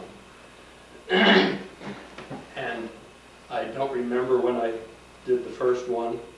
I'm not sure, but I do know that it was in the vicinity of 15, and I made 2 later after I left Innes for other purposes, which I can tell you about later too. Did any of the Pittsburgh guys show up? I heard there were going to be some guys from Pittsburgh. There's no one here from Pittsburgh. Original Pittsburgh. But I get to that eventually. But anyway, the president of Paramount Aquarium, Fred Koshu, some of you have probably heard that name, they had a plant in Ardsley, New York, over here in Westchester County, and they had a plant and a fish farm in Fort Pierce, Florida, and they had their own cargo planes stationed in Miami. And I made an acquaintance with Fred Koshu. He had collecting stations at the mouth of the Amazon in Belém, in Leticia, Colombia, 1,500 miles, 2,000 miles, way up the Amazon, and in Iquitos, Peru, and in Georgetown, Guyana, which was British Guiana when I first went to it. And I got friendly with Fred Koshu, and he allowed me to fly on his airplanes to his stations, and sometimes he would stay with me for the period of time I was there, and sometimes he'd drop me off and picked me up 6 or 8 weeks later when they had the next time they went down to pick up a load of fish. But I've flown in Fred's planes. I'll tell the one that's pictured in Exotic Aquarium Fishes there is a Lockheed Lodestar, a fairly small twin-engine plane. I made several trips in that. I made one in a converted V-17 bomber that he spent a fortune converting. I made several trips in a DC-3, which he had, and he also had a B-25, wasn't it? He had a B-25 also, and I made one trip in that. And that one he had left the nose bubble in, the machine gunner bubble in the nose, and it was neat on landings and takeoffs to go down on your belly and go into that nose and watch the plane, you know, landings and takeoffs. It was real fun. But anyway, and I also made a trip in a C-46, which was a kind of a competitor plane, military plane to the DC-3. It was a cigar-shaped fat kind of a plane. But anyway, I paid a dear price for that, by the way. I'm losing my hearing. And they tell me that the reason I'm losing my hearing is that when I was young, I was exposed to very loud sound, and it took me a while to figure that out. But those cargo planes of Paramount Aquariums had no insulation in them at all. And you'd be out there in like a DC-3, 8-10 hours at a time with those 2 engines outside there with no insulation, soundproofing at all, just grinding away. And it was so loud that you couldn't even talk to each other on those. But anyway, it was a small price to pay, having the experience of those trips and then being able to come back and to write about those was really, really valuable to me. And I'm willing to give a little of my hearing for having had those experiences. We nearly crashed a number of times. I could tell you some really, really hairy stories. I'll tell you just one. We were in the C-46, and Fred had a pilot, by the way, whose name was Ted Moody, who had been a bomber pilot in World War II, who was just a gifted flyer. He really was terrific. And I made one trip when Ted Moody wasn't available, and there was a substitute pilot. And this was in the C-46. And the substitute pilot, I'm not sure if you're aware that virtually all of South America is east of North America. And if you go due south from Miami, you come to the west coast of the United States. And we were going to Leticia, Colombia. And this substitute pilot knew a route where you could come down. We made a stop in Panama for refueling, flew down the west coast. And he knew a pass through the Andes, because the Andes go up to 20,000 feet in there. He knew a pass where you could go through the Andes and then come out over the Amazon jungle. And we got into this pass, and he discovered that it was the wrong pass. And most of those passes are blind. That is, they come to an end. They don't come out somewhere. Most of them are blind. So we're flying in this pass, and the plane is going, and he would go like this, and he'd come up against this stone wall, the cliff, you know, and the plane would go, and veer off like that, and then over here, probing his way along like that. And there were 2 seats had been installed in the cargo area of the plane, one in front of the other, and Fred Kashu was sitting in back of me. And after we had had 3 or 4 of these like this, I turned to Fred and started to say, "Fred, I don't think we're going to get out of this one." Honest to goodness, that was what I was going to say to him. And Fred wasn't there. I got up and looked at Fred, and Fred was back in the tail of the plane with a mattress around himself like that. Well, anyway, it wasn't a blind pass, and after some really scary minutes, I don't know, half hour, whatever it was, we finally came out over green jungle, and boy, that really looked good. And it took him a while to get his bearings. He didn't really know where he was, and he had to get his bearings, but he got us there anyway. That guy later lost his license for doing something foolish over Venezuela. Yeah, speaking. He did doing something foolish over Venezuela, and eventually he was killed in a crash in somewhere in South America doing something foolish. But anyway, that was just one of many experiences that I had. But it was really neat though, because Kashu had these collecting stations, and he had people who were there who managed these stations for him. And I had, like in Georgetown, Guyana, a man named Louis Chung was a very successful commercial collector who very successful collector who had a gorgeous home in Georgetown. And I went down there any number of times. Even after I left working for Innis, I went there. But it would stay for several weeks at a time with Louis Chung. And Louis Chung took me out on several trips, several times. And I just want to mention one of the trips with Louis Chung. This is after I left the aquarium. I wrote articles for the Aquarium Journal, which was published by the Steinhardt Aquarium in California, and I wrote for All Pets magazine and several other magazines. But this one, this is Kaitour Falls in Guyana, and there's no way to get to it except by seaplane. There are no roads to it at all, and they claim that it's the highest shear drop of a major river in the world. It drops 842 feet straight down, hits some rocks, and goes another 100 feet or so. That's about 3 or 4 times the height of Niagara. And it's a big cataract, it really is. And I've flown to it several times. And what you did was, the first time I went in a Grumman Goose, which is an amphibious twin-engine plane, and they land up here, they land toward the falls and land there.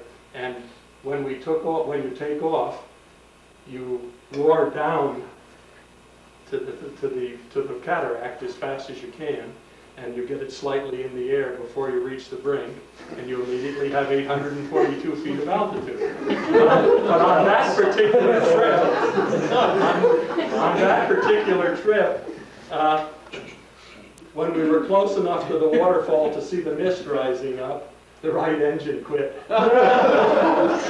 And this cool bush pilot, they're the coolest guys in the world. He spun that plane around on one engine, taxied up a couple hundred yards, threw an anchor out, and we sat in the middle of that river looking at the mist coming up from the waterfall, and he tinkered with the engine until he got it going.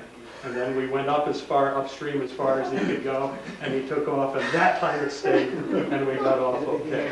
But anyway, we went there to collect Kaitour Golden Tetra, Munchausia brown eye. Broadway eye. Was brown eye. Brown eye? Brown eye. Are you familiar with brown eye? I thought it was Broadway eye. I think it was brown eye. But anyway, it's a gorgeous fish that's covered with gold, just brilliantly gold metallic scales all over. That was Broadway eye. I think it was Broadway eye? Okay. And we collected them with nets standing in the water with the brink right there in the background, you know. And if you'd slipped, you might, well, been carried over the edge. But it's a gorgeous fish. By the way, I don't know if you realize, but later on I found out that's a parasitic infection, I think. It only happens in the wild. And if you breed it in an aquarium, it turns silver. You're kidding. Yeah. You mean the next It's a generation? parasite that causes that gold reflection, but if Yeah. it's reproduced in the aquarium, it just turns You can't silver. maintain it, and the next generation is silver rather than Always gold? silver. It has Isn't to that be in a something? wild. I learned something today. I try to learn something every day. That's my trivia for today. That's great. Okay, so just a little bit more. This was taken in the interior of Guyana. I made one trip, by the way, to you remember the religious cult that they all committed suicide in Guyana, Yeah. Jonestown, Guyana. Where I made a fish collecting trip with Louis Chung to that place. It was a mining camp. Some British manganese miners were trying to establish a mine there, and that's where Jonestown became located. And this was taken back in there, and on the Kaitour River.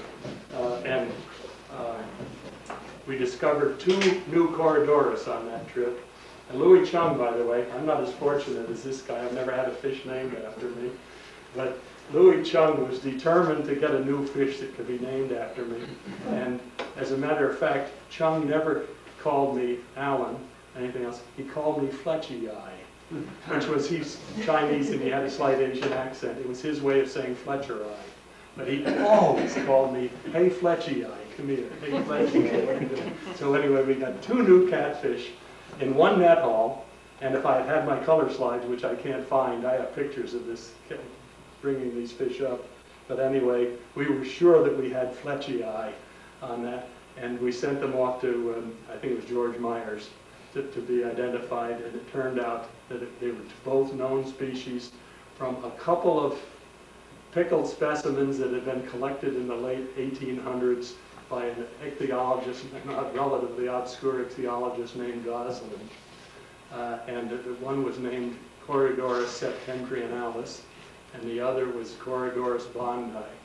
And I have not seen septentrionalis in the United States, but I've seen bondi a number of times. It's a lot like a leopard cat, a Corridorus. And I can recognize it when I see it. It's distinctive enough. But anyway, that's the closest I ever got to having a fish named after me. So, all right, so the demise of the aquarium, and then I want to tell you a little bit about the Philippines, because I did fish collecting in the Philippines and I'll quit. How long have I been talking anyway? You're fine now. I'm fine? Okay. Oh, yeah.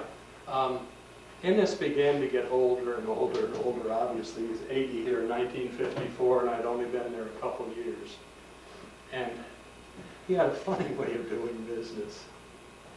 He and his brother, E.K. Sr., would sit down each year and decide how much money they wanted to make that year. And as you know, or you may not know, but Ennis came out with a new edition of the Aquarium magazine during those years, almost one a year. There was a new edition almost every year, and he'd add several new color plates each time. But he and E.K. Ennis Sr. would sit down, decide how much money they wanted to make that particular year, and they would decide the size of the print order of exotic aquarium fishes on that. Now we're talking, this is a book that sold for $10 at that time, and he would do like 15,000 copies. Well, that was a lot of money in 1953, 54. That was quite a lot of money. And the net result of that was that for 3 or 4 months of every year, there were no copies of exotic aquarium fishes in the stores at all. They were gone. And here John Anderson and myself, who were getting a relatively paltry salary, were so upset over this that, you know, he could have printed enough to meet the market needs. Give us some of that money. But he never would. He just didn't think that way. And it wasn't that he was particularly selfish, but he just wasn't, you know, they were thinking of their needs. And this began to get worse and worse. And then finally, E.K. Ennis Sr. died, left William T. Ennis alone. And E.K. Ennis Sr. had a son, E.K. Ennis Jr., who was in his 50s and had been in the business in a sort of a loose way. And he was a sort of a typical nice guy who didn't have any particular ability of any kind. And if he hadn't been born into a prosperous family, he'd have probably had a difficult time making a living. But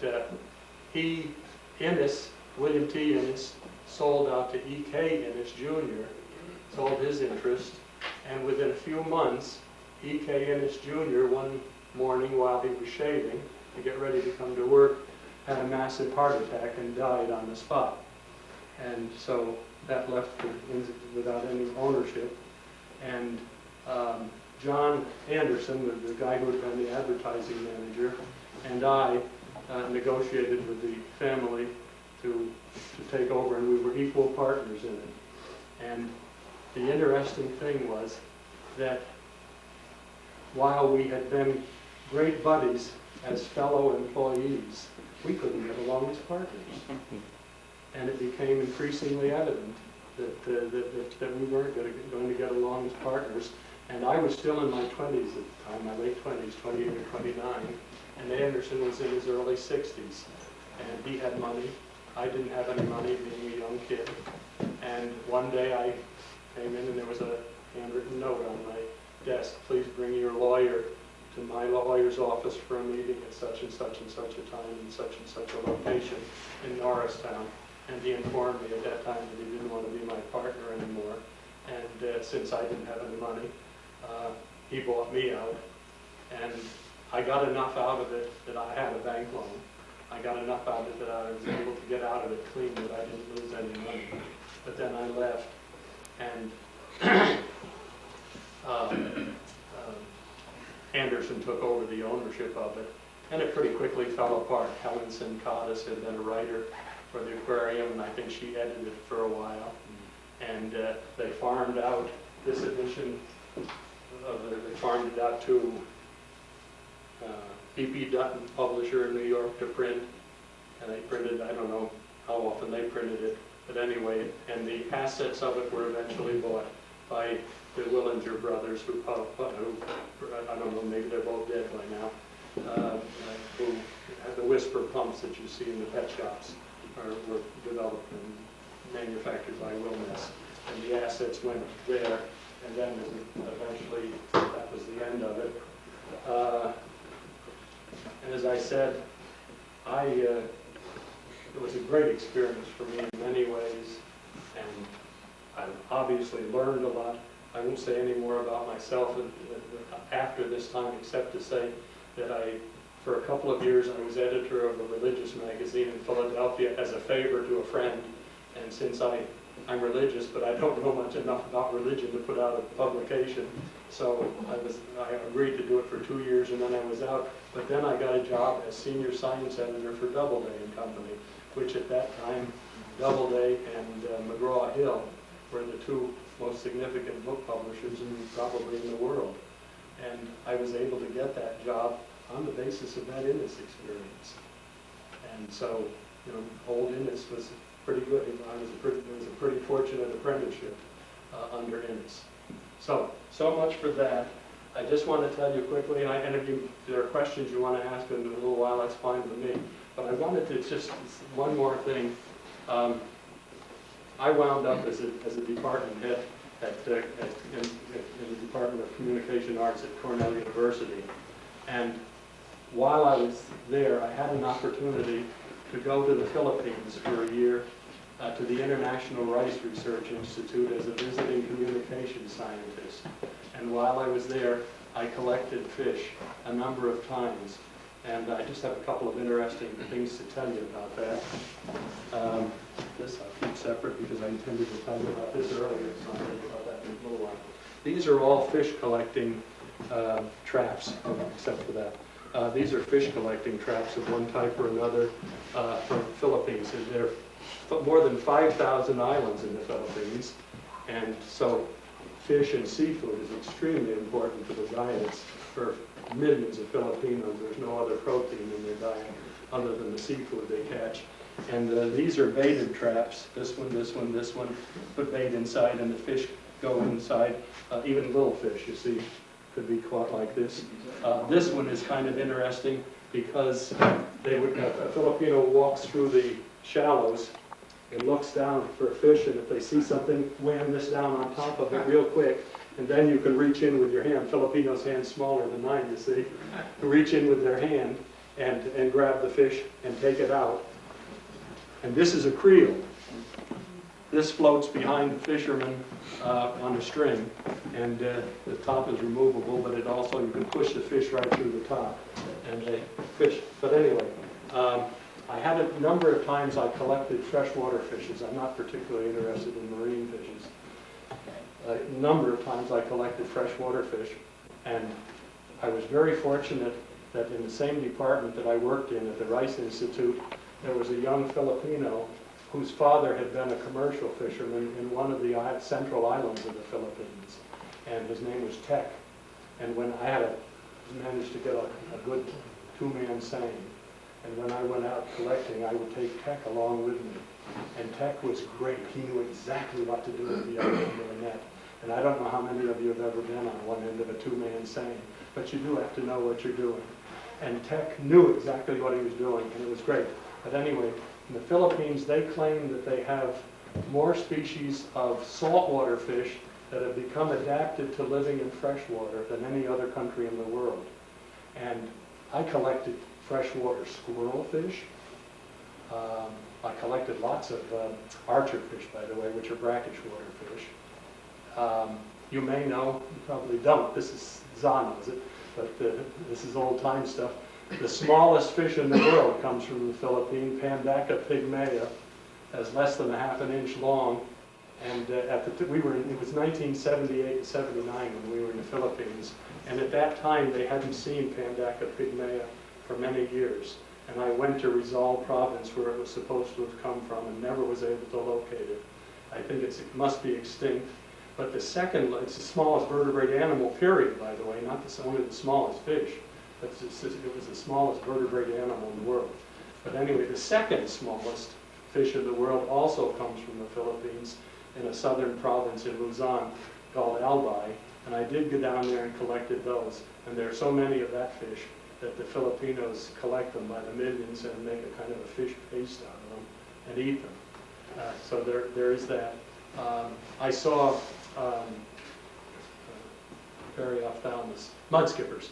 I saw mud skippers any number of times, was never able to catch any. They sit just in the wet places, you know, and they're as alert as can be. And you get anywhere near them and they can move so fast to get out of the way that I never was able to catch any of those. But anyway, one day before I went to the Philippines, I was sitting in my office in Roberts Hall, which has now been torn down and is no longer there. But anyway, my office in Roberts Hall, and a Cornell professor named Ari Van Tienhoven came into my office and he said, "Alan, you know, I teach a reproductive physiology course here at Cornell, and he says, I hear you're going to the Philippines. There's a fish in the Philippines." I said, "Yeah, Ari, I'm going to the Philippines." He said, "There's a fish that occurs in the Philippines and one or two other places that I've told my classes about for 20 years. I've never had any to show them. Would you be interested in collecting some for me?" And without hesitation, I said, "Sure, Ari, I'll get you some." Well, I had no idea what they looked like, or where they're found or anything. And when I got to the Philippines, I found that I made friends with a Filipino named Earl Kennedy. That's a Filipino. Named Earl Kennedy, who was a collector, a commercial collector of marine fish in Manila. And he had Axelrods. Axelrod did do some really quite worthwhile things, but Axelrod funded the publication of the collected ichthyological works of the Philippine Zoological Society. They had a journal, and they took all of the ichthyological papers out, and it came to about 5 or 6 volumes. And this nice man, Earl Kennedy, loaned me those 5 or 6 volumes and said, "You can keep them the whole time you're in the Philippines and bring them back to me." So I started looking for this. The fish are called Phalasthethids. That's the family. Phalasthethidae is the name for them, the family. And I started reading, and I found, yes, they have been found in streams near where the Rice Institute is located. One time I was out about 8 or 9 miles down the road from the Rice Institute.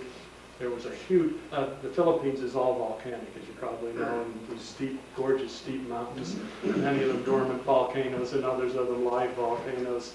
And the town that the Rice Institute is located in is at the bottom of one of these dormant volcanoes called Mount Makiling. It's just a lovely setting. But anyway, around the other side of the mountain, 8 or 9 miles away, there is a huge clear water spring where the local people, kids come to go swimming, and the local women come there to wash their clothes. And I said to this fellow Tech, "Let's go collecting there and see what they might have in that gorgeous spring." And we went over to it. And near the inlet, I could see that there were some really thousands of little tiny fish about that big. Let's take a look and see what some of those are. And we caught a bunch of them in the net, and I instantly knew I had them. Just like that, after being so smart alecky and saying, "Sure, I'll get you some." The very first place I looked for them, we came up and I knew that I'd never seen the fish before. I had seen drawings. But anyway, what's interesting about this fish, why this reproductive physiology professor London, is that the genus for this ones that are in the Philippines is the genus is Gula phallus. Gula phallus in Latin means throat penis. And what's unusual about these fish is that the female vent, reproductive vent, is under the chin, and the male has an intromittent organ, much like the guppies, male guppies do. And his intromittent organ is also under the chin. And I caught a bunch of these and sent them back to Ari Vantino, been preserved, of course, and got a letter back shortly after Christmas saying, Alan, you sent me the best Christmas present I've ever received. But I also sent some of them along to an ichthyologist at the University of South Florida, who was very active in the tropical fish hobby in the 1970s, and I've forgotten his name. He wrote a number of journal articles in Copia and other journals on these fish, and he sent me scanning electron micrographs of males and females that were published with the articles. And you would recognize many of Goldstein. Goldstein. Where is he located? He's in I was down there a couple of years ago. Where is he located? Raleigh, North Carolina. Raleigh. He's in Raleigh. I'm not sure it was Bob Goldstein, but it might have been. But anyway, I'll pass these around if you're interested. Actually, he was a parasitologist. That's what it Was he? Yeah. That's what he Okay. Well, PhD. there you can see that's the vet. See, there's the eye and the head. And there's the female's vent there, right under her chin. And the male comes down. The male has intromittent. This is his intromittent organ with a kind of a spear on the front of it, obviously so that he can place it where he wants to place it, and with the actual organ in back of it. And this apparatus here is a bony clasper, which he's able to move and hold around the female while he's inserting this clasper. And so it's a most interesting fish, and I had a few dozen of them in an aquarium. They're not colorful. None of the fishes I found in the Philippines were colorful, but quite a few of them were of biological interest like this. But anyway, that was a real coup, and I should have learned a lesson from it, but it worked out well. I don't be so smart alecky when someone says, will you collect something for me? You never came across a copper-colored fish in the Philippines? A copper-colored fish? No. You remember Hank Hansen used to work for Ross? He's dead now. He was his chief breeder when at Rosario LaCorte. Okay. He came to my house years ago and he told me that he collected he was an emergent seaman originally. In fact, he's the one that got some of the original Berkshire, what we call Ponquisty, that in the 50s, and also known as Spiles. He's the guy that collected them in Kenya. He hand carried them back or took them back on a merchant ship and fed them bits of scrap. He was chief cook on board the ship. He said he found this copper fish, breeding copper. He brought it back. You remember Greenberg that had the Albert Greenberg, yeah, in Tampa, yeah. And he said he saw him and he wanted him the worst way. He said he had him near a window. And Albert Greenberg kept begging him to them. No, when I breed them, he said, then you'll get some. The window was left open and somehow it chilled and it got ick and they died. And Greenberg was mad at it for years. Never saw any colorful fish. He said that's what he got in the Philippines. Other than reef fish. I've done some snorkeling in the Philippines and unbelievably colorful reef fish. But anyway, just two more quick things. One time in the Philippines with the, I slipped my mind there momentarily. I was going to tell you about this, and then maybe by that time I'll have the idea that I originally had. This is a fish trap from British Guiana, the Republic of Guyana. It's called a maswah, M-A-S-W-A-H. And I'm sorry that over the years parts of it have gotten lost, but it originally had a hinged trap door here that swung up and down. This yellow stuff you see here is dynamite blasting wire that they picked up somewhere. And originally it had this hinged trap door on it, and there was a particular kind of flexible type wood that would have been made good for bows for shooting bows and arrows, that curved up around like this as a spring. A piece of wire came down here through, and on the end of the wire there was a peg It had a notch in it, and the peg with the notch would go in, and the notch, like a deadfall trap, if any of you were trappers as kids, a deadfall trap had a notch in here, and you could bring the spring down and hold the spring, and the stick sticks inside, and you put a little piece of bait on the end of that stick, and they put that in the river, the creek, and a fish comes swimming in, starts nibbling on the bait, jiggles the peg loose from where it's fastened here, and the spring wood flies up and closes the door, and the fish is trapped for it. And I'm sure to this day, this is the only way they catch Anostomus anostomus and Anostomus trimaculatus are all caught. Anytime you see one in the store, I don't think they're bred anyplace. But if you ever see them in the store, they were almost undoubtedly caught in a trap like this. The other thing that was tying, what was the other thing that tied the Philippine experience to the Innis? Oh, yes. When I was with the Aquarium magazine, we received a letter from a fish collector named Auguste Rabau, who was the man who had discovered the neon, or not discovered, but the first one who brought the neon tetra into the United States.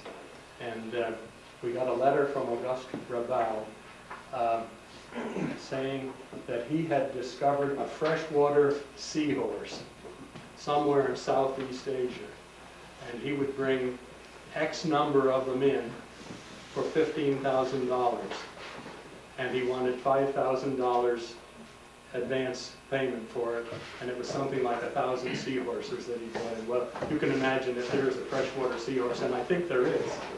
I think there is a freshwater seahorse out there somewhere. Ross has it all documented in his Does book. he? Yeah. Okay. So they have some preserved ones that were found So they in really? Vietnam or Well, Thailand somewhere. anyway, Rabau was a man with not very good reputation, and Innis tried very hard, and we could never find anybody who was willing to put up $5,000 in 1970 dollars or 1950s dollars, and so it was never brought in.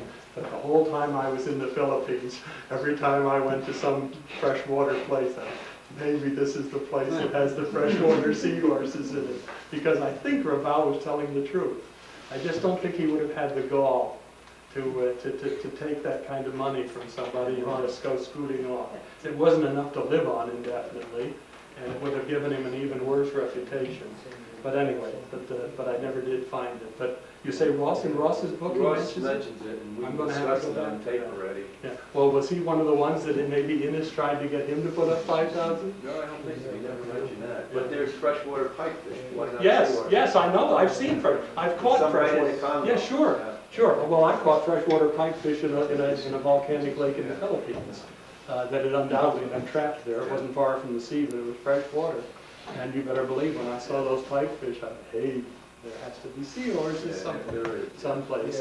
But this would have been a tremendous thing, you know, that presumably you could have bred the seahorses, and this first guy who had one would have made a pile. Yeah. So that's about all I have to say. I could tell you We were going to talk about the Cardinal Tetra. Would you like to hear the story behind the Cardinal Tetra and then I'll quit? Zah wants to hear it and see if our stories match. I'm pretty sure our stories match. Yeah. The Cardinal, regardless of what you may have read in other in certain distinguished publications, people who have written their biographical memoirs, the Cardinal Tetra was first brought into the country by Paramount Aquarium, Fred Koshu's firm, and Fred carried a bunch of them up to their plant in Ardsley, New York, and he sent the first living specimens to us. I had Cardinal Tetras in an aquarium in my home in Ambler, Pennsylvania, the very first ones that came up here, and we preserved 7 or 8 or 10 of them, I don't remember how many of them it was, and sent them off to George Myers, because we were pretty sure it was a new species, and asked him to describe them. And typical of ichthyologists, he had promptly put them on a shelf and didn't do anything with them.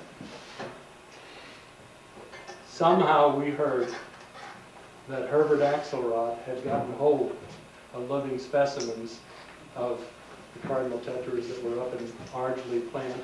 And we didn't know at the time how, but we're almost certain, and Zoc confirmed this to me, that there was a fish dealer in Irvington, New Jersey, named Saul Kessler. Saul Kessler, who somehow got hold of some of those cardinal tetras. And Axelrod stopped into Saul Kessler's store and saw the cardinal tetras and and talked Kessler out of some of them. I don't know how he did. And at that time, Axelrod had a close professional relationship, almost across the tutorial relationship, with a nucleologist at the Smithsonian Institution, Leonard Schultz. And he sent specimens off to Leonard Schultz and asked Leonard Schultz to describe and name the fish after him, Axelrod. And he wanted this right away. And I don't know how we found out, but there was a pretty good grapevine in the aquarium industry, but somehow we found out that this had happened. And I got on the phone and called George Myers, who was a professor at Stanford University, and told him that this was going to happen. Could he please get those fish off the shelf and do something with them? And he did promptly.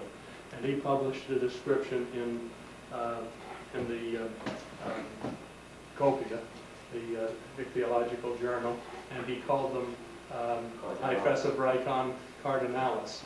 And Axelrod got the Schultz description of the fish and published an article by Schultz in the Tropical Fish Hobbyist magazine.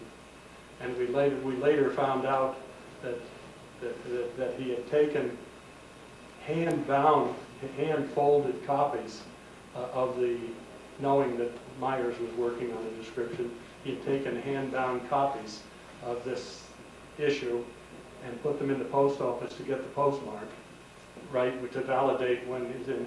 And it came out about 2 or 3 days before the Copia article appeared. And this went for adjudication to the International Commission on Zoological Nomenclature. And they decided, on the evidence that was confronting them, that the Axelrod thing had priority, the Axelrod publication. And there were some real problems with it, and they understood the problems. There was, at that time, as I mentioned, the Tropical Fish Hobbyist magazine was scarcely more than a mimeograph, kind of an internal document on the quality of the publication. There was considerable concern by the commission as to whether that was a real publication or not, and whether you could do a technical description in a sort of an ersatz publication, amateur publication. And a couple of the commissioners later told Innes, after the thing was settled, that they knew that in their hearts that something had happened with the postmarking, and they had no evidence of it, and they could only rule on what was presented to them. And so it came out. And I don't know how many of you have read the memoirs of that Axelrod had in several issues of the Tropical Fish Hobbyist, where he tells about going up the Rio Negro and some discovering priest this giving it gorgeous to fish up in the headwaters and everything. Oh, lies. How he brought it out and everything. Absolute 100% fabrication. But you know what? Zoc, have I said it correctly, or is there Pretty more? close. Years ago, he told me it was an Italian priest. Now that of his writings, he already forgot. He's got a bad memory, though. To be a good liar, you have to have a good memory. He's got a bad memory. And years later, it became a German priest. Originally, it was Italian. Right there. But the story with Saul Kessler, Saul had a wonderful store in Irvington. He used to buy from me, and I knew him very well. And he had deals with all the wholesalers at that time. There were a lot of wholesale places, as you know, in the 50s, 70s. Wholesalers all over the place that imported fish. And he had a deal with them. He said he would give them prime money if any oddball fish that came in to save them for him. But Paramount was selling them at the time, and they were getting $1 a piece. That's what the price was for the Cardinals. And Saul bought a bunch, and he called Herbie and got a phone. He said, "You got to come down here and see this fish." And Herbie went there and got him, and he quickly got on the plane. Herbie told me this himself, and I know it's true. And he went right down to Leonard Schultz and said, "Is this the fish I want named after me?" In the meantime, their magazine always had, I think Joe Fidenzi, we talked about it one time, remember we were riding in the car, and because Joe asked me some questions about it, and because Joe's a lawyer, he's got a little bit of a detective mind, as we said before. And, Detective mind. I Joe, I know did I put my foot in it, Joe, or what? Now, you know these guys, they're brutal. We thought you said a defective mind. And we knew that all along. He doesn't have any money anymore. Well, Axelrod, what he did was he predated that magazine, because he always came out with a certain issue. I was going to each say, sub that month. issue in which the fish is described is a very unusual issue, because at that time the issue was bi-monthly. So this particular issue says something like, April, May 1956, and yet on the masthead, and it's the only one like this, on the masthead it says February 16th, 1956.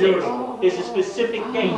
But the reason Zahn and I got to talking about it is because I'm reading this description of this fish, and at the bottom, at the end of the article, there's an editor's note in italics, and it says, editor's note. The editor wishes to thank Saul Kessler of the Fish Bowl in Irvington, New Jersey, for supplying the holotype and the paratype of this fish. So after reading that, I said, how the hell did he get it from the, if he got it from the Amazon, why is he thanking this guy with a pet shop for supplying the fish Well, tank? yeah, but you see, but Zahn and I were talking about this outdoors, out there on the porch, and I mentioned to him that when Ross Sokoloff sent me this series of memoirs that Axelrod wrote, and asked if I would comment on the things that I knew for the record, if I would comment for Ross's benefit on what I knew to be incorrect, to be a lie, and which I did, and it took me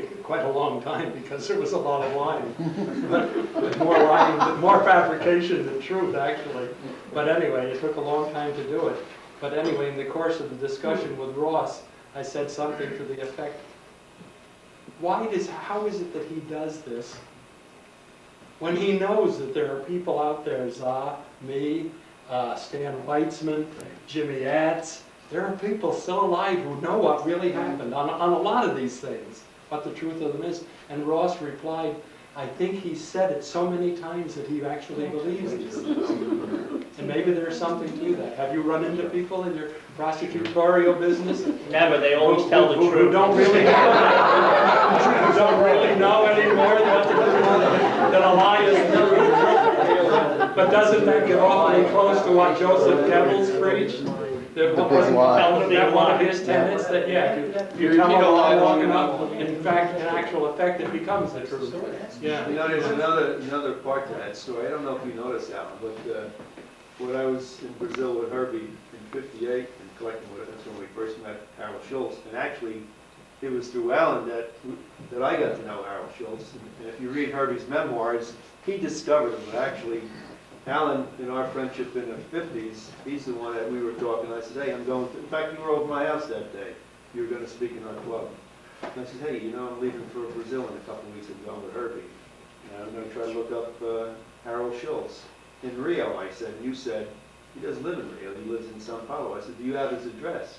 And you said, yeah, I do. He said, I'll send it to you, but don't let Herbie make any deals. You remember that? We were sitting I don't remember, but I do remember thinking at that time, how could a nice guy like LaCorte have anything to do with it? I didn't say it, but I thought it. See, in those days, it wasn't that bad yet. And I got my foot. It was bad enough from my point of view. But anyway, that's when, and then you sent me his address, and then I told Herbie, he never heard of Harold Schultz. And then when we got down there in Sao Paulo, we looked in the phone book, and his name wasn't listed in the phone book. Well, it turns out it took 7 years to get a phone down there. That's how long it took in those days. So it was Herbie's idea, and it was a good idea to send him a telegram, which he got, and he came and he picked us up in Volkswagen, and we were here to speak that night. But then what I was collecting was, we were talking about the cardinal tetra. And that's when he told me, he says, he's the one that knew where the Cardinals were. He told Fred Koshu where the Cardinals were. And my paramount went in there, and he says, all he got out of the whole deal from because she was a gallon right shrimp back then. To that day, he was furious at him. Well, I He know did that they much, hated he was each other. worth a lot of money today, though. Dan, you want to ask him? Let me just get a make one gallon quick shrimp point bait here, for $6 okay? That before we close this one out, that I was telling Zob, when Harold Schultz, the Brazilian, he was an Indian ethnologist, by the way, he wasn't an ichthyologist, he came to the U.S. and he requested to see me, and at that time we lived in a nice little Cape Cod cottage in this Ambler, Pennsylvania, suburb of Philadelphia, and Axelrod drove Leonard Schultz down to our house and pulled up in front of our little Cape Cod cottage in this huge powder blue Cadillac, and he got out of his car where he had a suit on, and I never forget, he had in his outer coat pocket, he had 5 Corona cigars in his pocket, each one carefully lined so that you could read this wrapper, Corona. And I don't know that Coronas then cost $1 a piece. And that was Herb's way of saying, you know, how successful he had been. Didn't he also extend his hand to show you his diamond? I didn't see his diamond. I don't remember that. You told He me might that. have shown it to Julia. I don't know. But anyway, Dan. This has been absolutely delightful. I hate to cut things off, but Why didn't you do that? we do have to. I was waiting for that. I finished. We really appreciate you coming down. This has certainly been one of our better meetings. And what I'd like to do now is, 1 second, Dan. I'd like to take about a 10-minute, 15-minute break.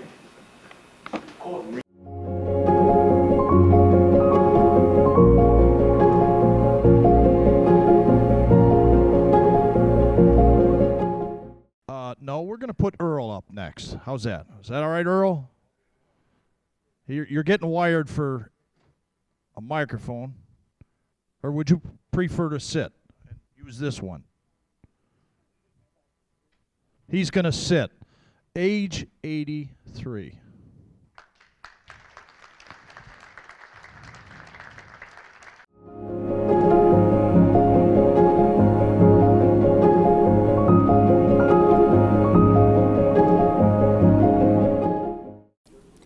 Well, they say being old is no disgrace, but I can tell you it's no great honor either. I feel, well, now I know how Rip Van Winkle felt when he woke up after 20 years snooze, because I haven't really followed the aquarium business for a long time. When I was active in the aquarium business, I was the editor, of course, of Pet Library. I was the editor-in-chief, and I ran around the world looking for authors and people to write books and publishers. But I don't want to talk about myself. I want to talk about the aquarium hobby and how it was, and if anybody has any problem hearing me, let me know. My first job in the aquarium hobby was in 1938. Summer job. I worked for a place called Nassau Aquarium. I don't know how many of you know Nassau Street, and Nassau Street today is not what it was. It ran all the way down into Wall Street, where all the financial bigs were situated, Harriman Brothers and J.P. Morgan, companies like that. Narrow little street. In the morning it was jammed with people going down there. And he had this tiny little shop, and it's too bad that Jimmy Atz isn't here. I know Jimmy Atz since he was assistant curator for the aquarium, New York Aquarium, when it was one half of the Lion House in the Bronx Zoo. The aquarium, as many of you may know, I doubt many of you remember, I used to visit regularly. It was down at Castle Garden, which is now Bowling Green. It was Bowling Green then, but that was the area. And they had these enormous tanks, saltwater fish, because at that time, I used to swim in the East River. And there were jellyfish there, and as aquarists, you know, jellyfish are filter feeders. So the water was pure enough, you could swim there without any danger of catching any kind of disease from pollution. That, of course, changed, and now it's coming back, I'm happy to say. Jimmy Atz said the myth of the balanced aquarium. Chris Coates, who was the curator, had an aunt, Ida Mellon, and she wrote a book, and if I ever dig it up, I'll send it to whoever wants it. And well, I moved 2 years ago, and I divorced a number of years ago, and my books 12 cartons of books went to the Museum of Natural History, and Jimmy Atz had the unenviable task of cataloging them. And then another 600 or 700 disappeared when I moved. So I'm not sure whether it's still in the boxes in storage, but Ida Mellon wrote a marvelous book on the balanced aquarium. And in this Nassau aquarium, a tiny little hole, they had an aquarium in the window, no aeration, no filtration. All they ever did was replenish the evaporation. And it was there year after year after year, and it just existed. It was balanced. Now, how did they sell fish down there? They sold the fish, they were jammed into the aquariums. And they were like a crowd on the subway during rush hour. And when you came in, we'd scoop up a little cup like this, and on the other hand, there was a disc with a hole in the middle. You put your hole through it, your finger through it. When they pointed out a fish, when the customer pointed out a fish, and the store would be jammed at all times, you had nets, but the nets, instead of having a deep pocket, would have a narrow pocket, something like a lacrosse, a square lacrosse. And you'd scoop out the fish and drop it in and put your finger over to hold it closed. When you were through collecting all the fish that the customer wanted, you poured it into another container and put a cover on it and sent them on their way. Our instructions were, the owner was a fellow named Al Goldman, who has now passed to his reward to, I doubt it's a fishy heaven, probably too hot for the fishes. Our instructions were, we have sick fish.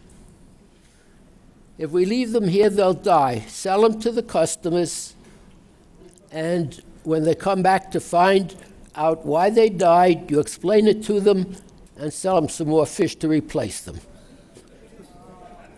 And that was how Nassau Aquarium operated. On the other hand, right across the park, City Hall Park, Nassau is on the east side of City Hall Park. On the west side was Aquarium Stock Company, which came to a sad end. The owner was a fellow named Lenny Burkett. At that time, Germany was preeminent in the tropical fish industry in the civilized world, you might say. I hope I don't offend anyone here by saying it, putting it that way. Their main steamship line was the Hapag Lloyd. The Hapag Lloyd had special rooms equipped, and as they steamed around the world, they'd collect fish. They had people who would collect the fish, and at the various ports, they would sell them, and that's how many of our imports came in.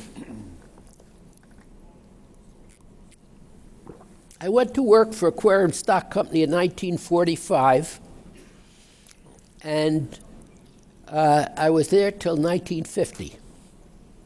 And that's where I really got my education on the right way. It was a fine establishment.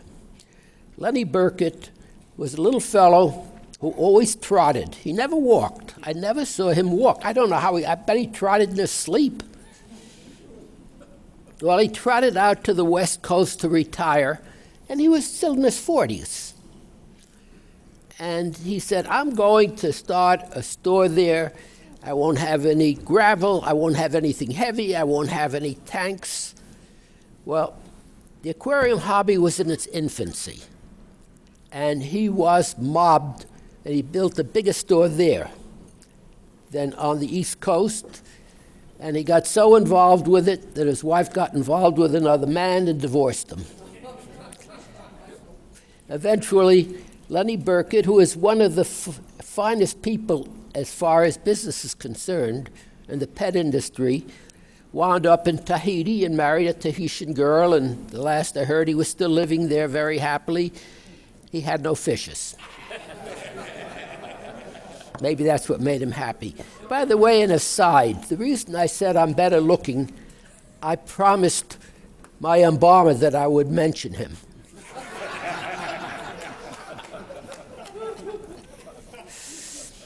Okay, now, aquariums were different then. Live food was the thing. How many of you know what Enchytraea are? White worms. There's somebody back there who knows it. Good for you. They are bred in earth, and they have to be kept cool, so he had rented space. At that time, the cheese business was downtown New York, over on the west side, Hudson area. He had rented space, and one of my jobs was to take care of these long trays of earth with the white worms, and we fed them oatmeal. And let that be a lesson to all of you. Oatmeal is very healthy. It lowers cholesterol. And I can see some people around here who should be eating oatmeal.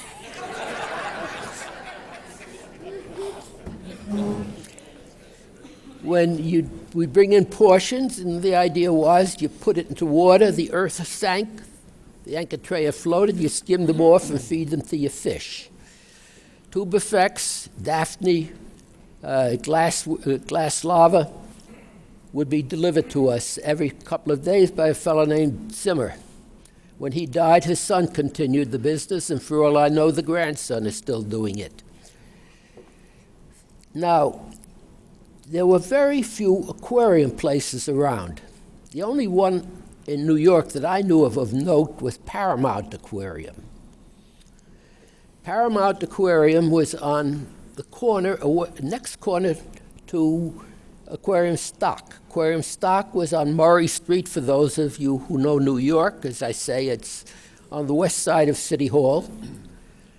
And between Broadway and Murray Street, and Church Street, which becomes 6th Avenue as you follow it uptown.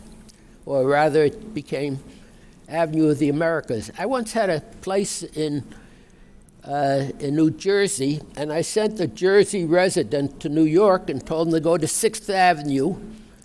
I forgot they had changed the name to Avenue of the Americas. He came back hours later and said he couldn't find 6th Avenue. But there I digress. Let me go back again. Plants were kept in enamel trays, live plants. Filters were very rudimentary.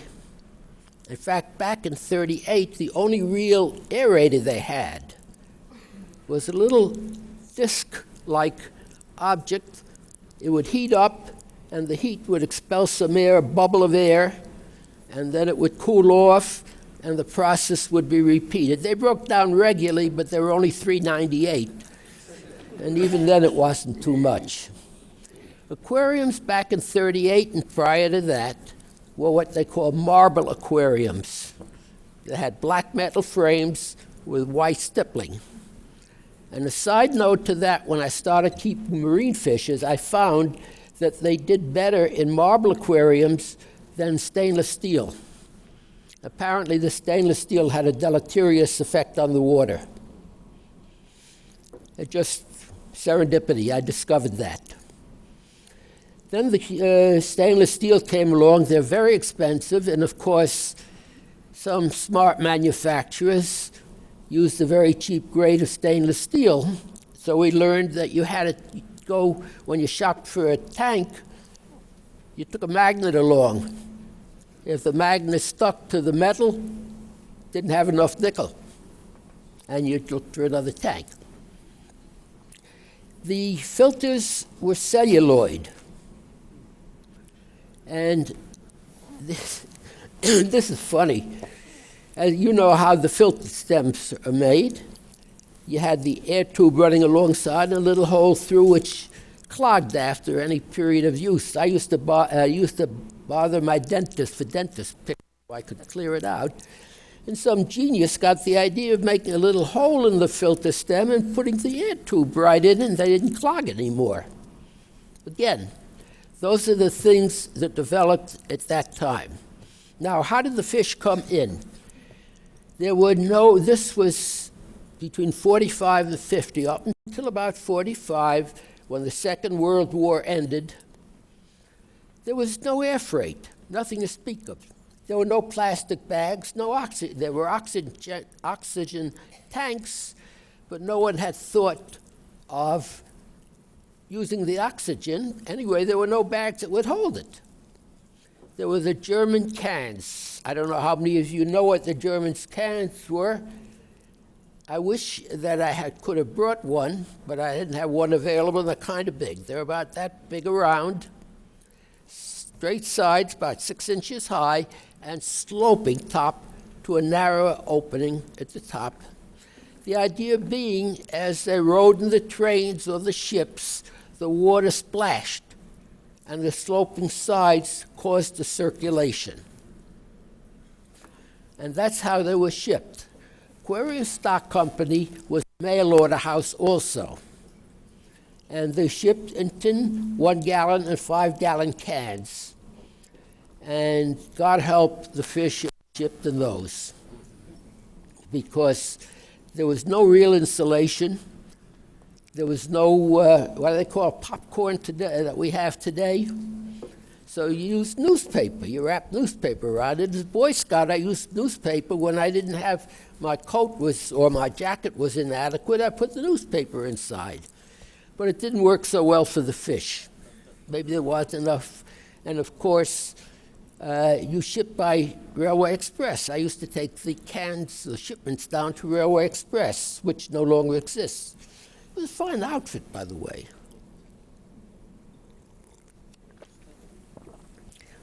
Gradually, as air freight came in, and the problem with air freight, the early planes like the Constellation and the DCs, they couldn't fly in bad weather.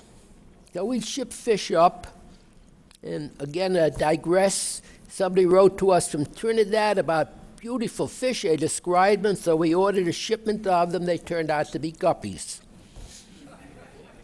That's where the guppies come from originally. So the planes would start coming up from South America or wherever. South America was the biggest. And if the airport was socked in or they were diverted for whatever reason, they'd put down, and the heat would go off in the hold. And you got a shipment of water with a lot of dead fish in it.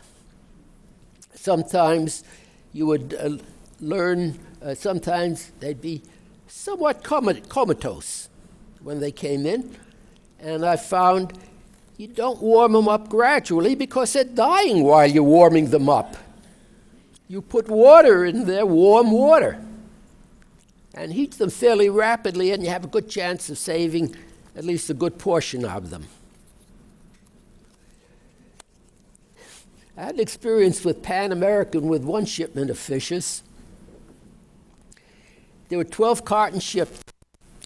The invoice, when it came in, the clerk had marked on it only 10 cartons, 2 to follow. So I filed a claim with Pan American, and after a period of several months, I got a notice, fish died due to natural causes, no claim.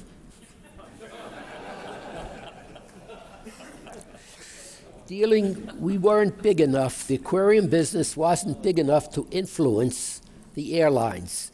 And if you didn't like Pan American, go elsewhere. Didn't matter to them that much. By the way, if there are any questions, I'll be glad to take them as we go along. Another big thing that came in, thermostatic heaters. And they too had a problem, because a lot of New York, and most of my experience was in New York, still had DC current. DC current fused the contacts.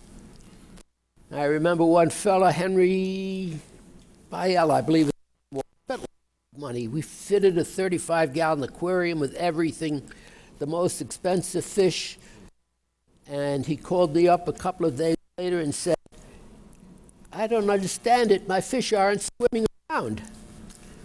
They had cooked. He had DC current in the building. And the heater just stayed on heating. Even the ones on AC current, very often they fused or they failed.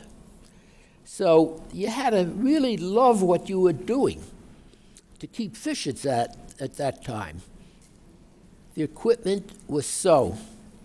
Finally, when Scholastic came in, you avoided the leakages because all the metal-framed aquarium had a tendency to leak.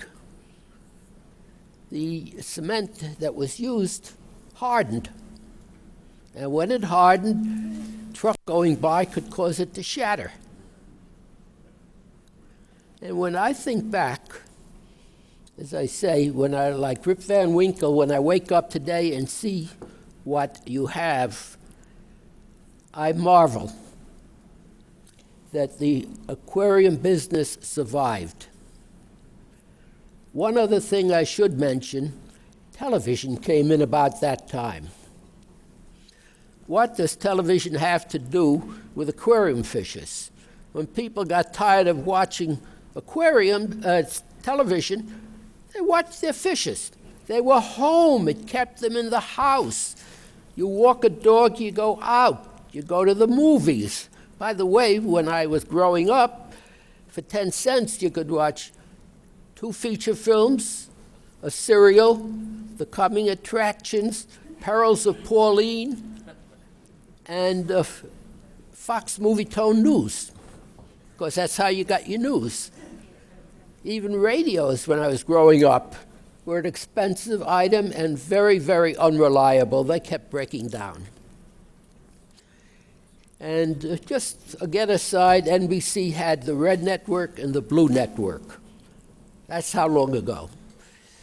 Anyway, that brings us up to about 1950, the live food, the shipping, the medications for fishes. The only thing they had was aquaflavine. I used to make it up. And when I was research director for many years for Wardley Products, I developed their products. And when I think back, we had a big can of aquaflavine solution and a tube, and you held it and filled the bottle, and then pinched the tube and moved the bottle and filled the next one. That's the way, back before 1950 or so, aquarium remedies were packaged. And of course, the labels were pasted on by hand. Today, of course, if you've ever been to a factory like Wardley's, I don't know what they have today, but it's all mechanized, completely mechanized. And again, the nutrition, the foods have changed, and it's just a different world out there, and I marvel at it. Are there any questions? Because I think I've taken enough of your time. You still have tanks at home of fish? I have no fishes. I have at one time, I had a menagerie at home, snakes, birds, I had pigeons on the outside, racing pigeons, homing pigeons, and I had, I don't know how many aquariums. I have nothing. Since my divorce, I have nothing live except people.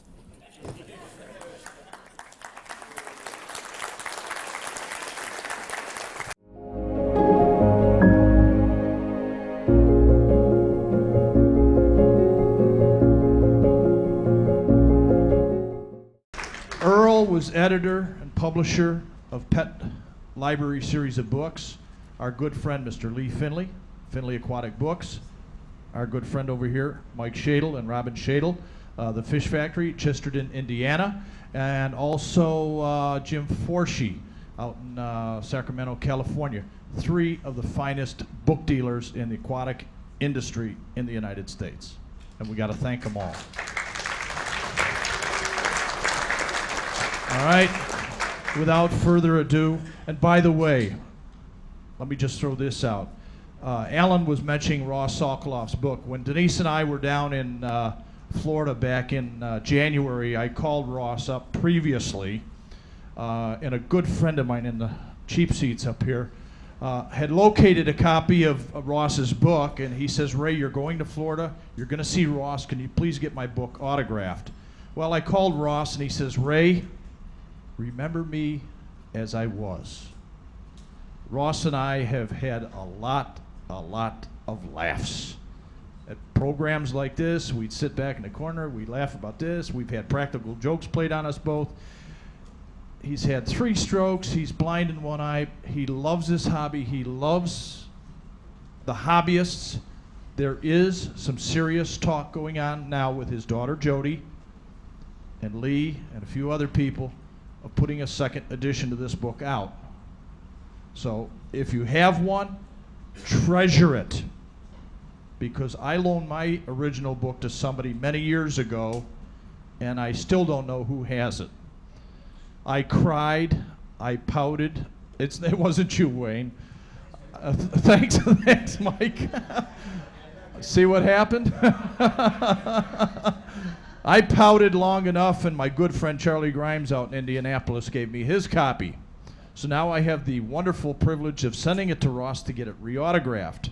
Stolen from one comedian to another. So I have Charlie's book, and yeah, I stole it. But without further ado, another good friend of Ross Sokoloff's, Mr. Rosario LaCorte.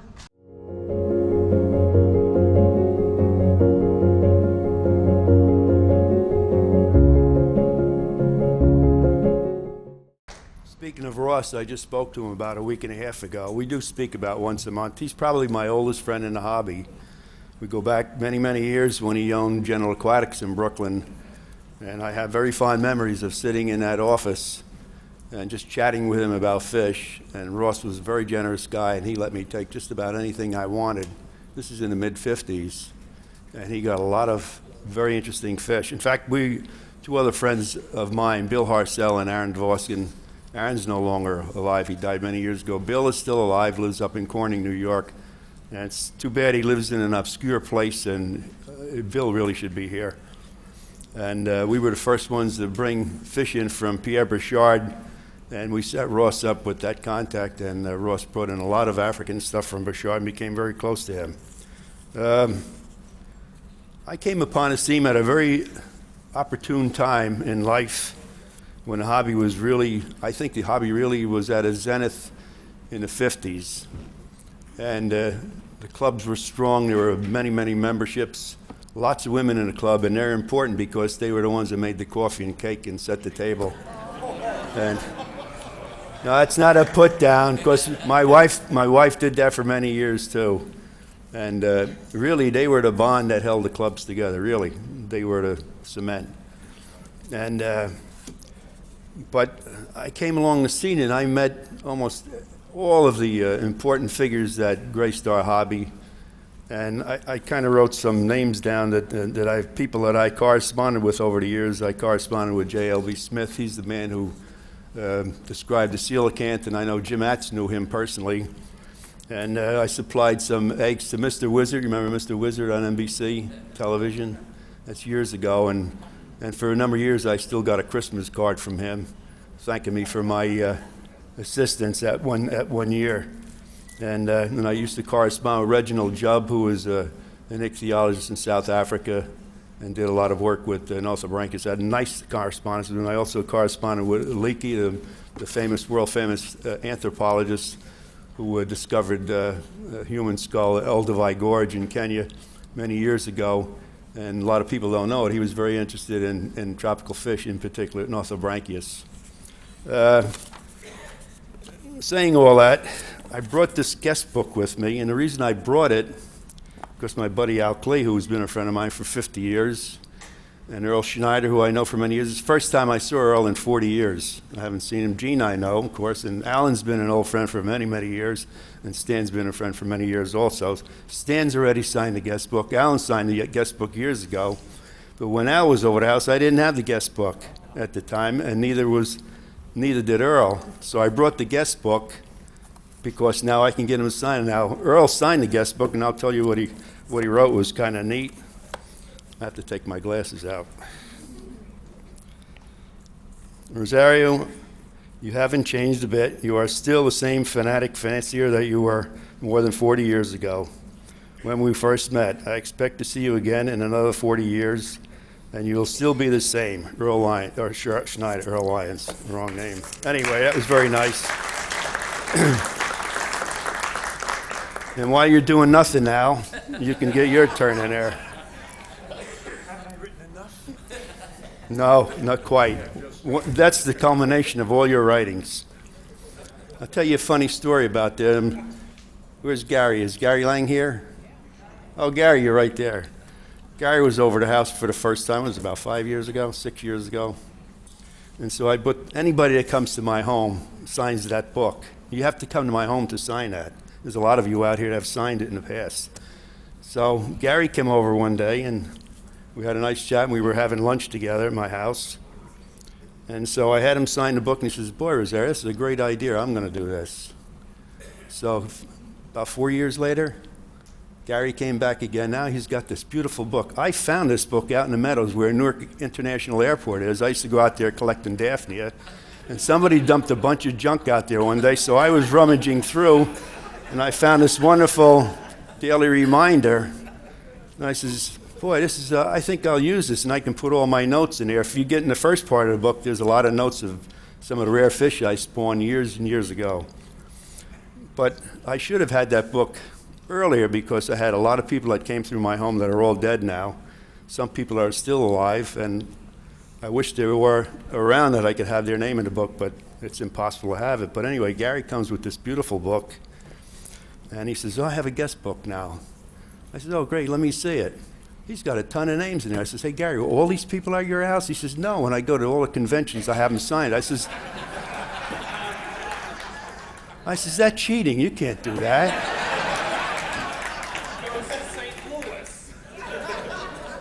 So anyway, I said, "Okay." So he says he wanted me to sign it. So then I went way to the back of the book to see who was the last person to sign it.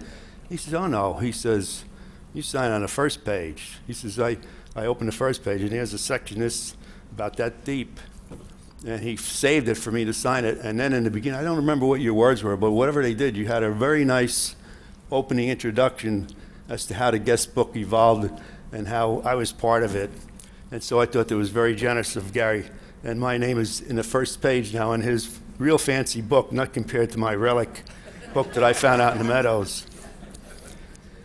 I have a little bit of a program here, and you'll see some of the pictures of some of the people that are up here that were 50 years ago, even Ross Sokoloff when he was much younger, and Jimmy Atz when he was a much younger man in his 40s. So can we kill the lights, and I'll kind of give you an explanation of what's going on here.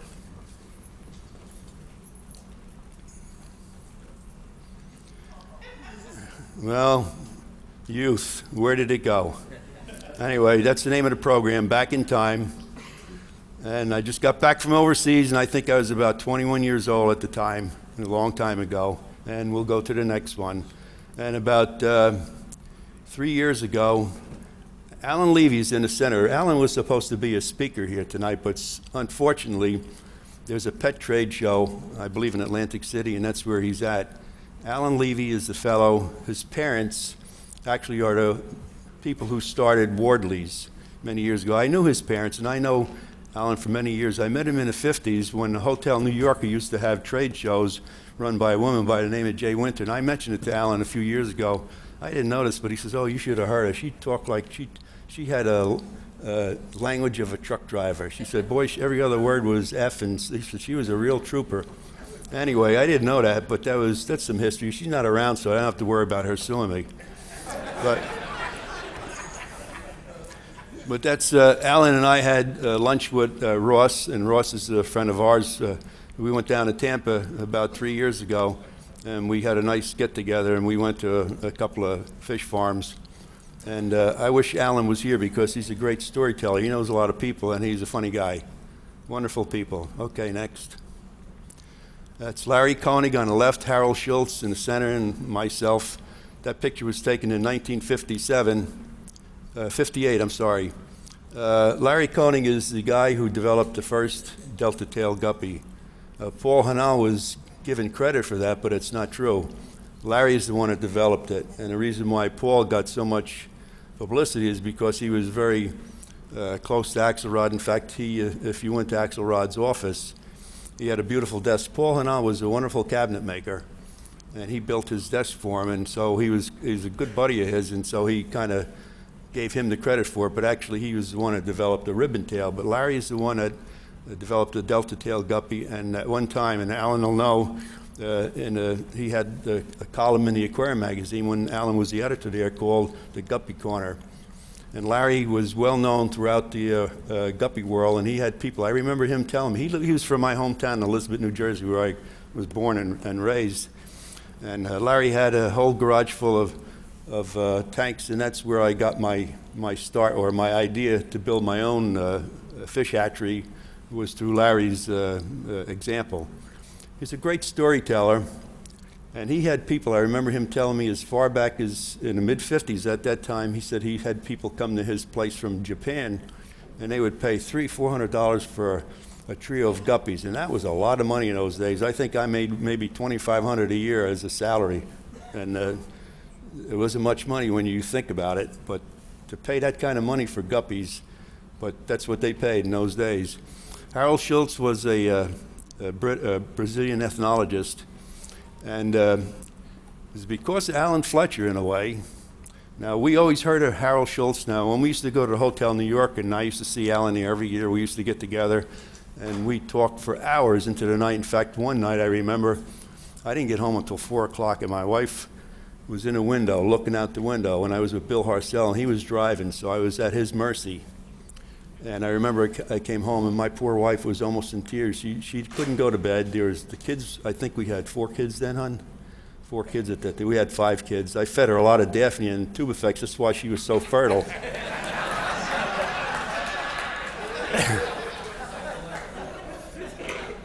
That's an idea how to take care of your fish.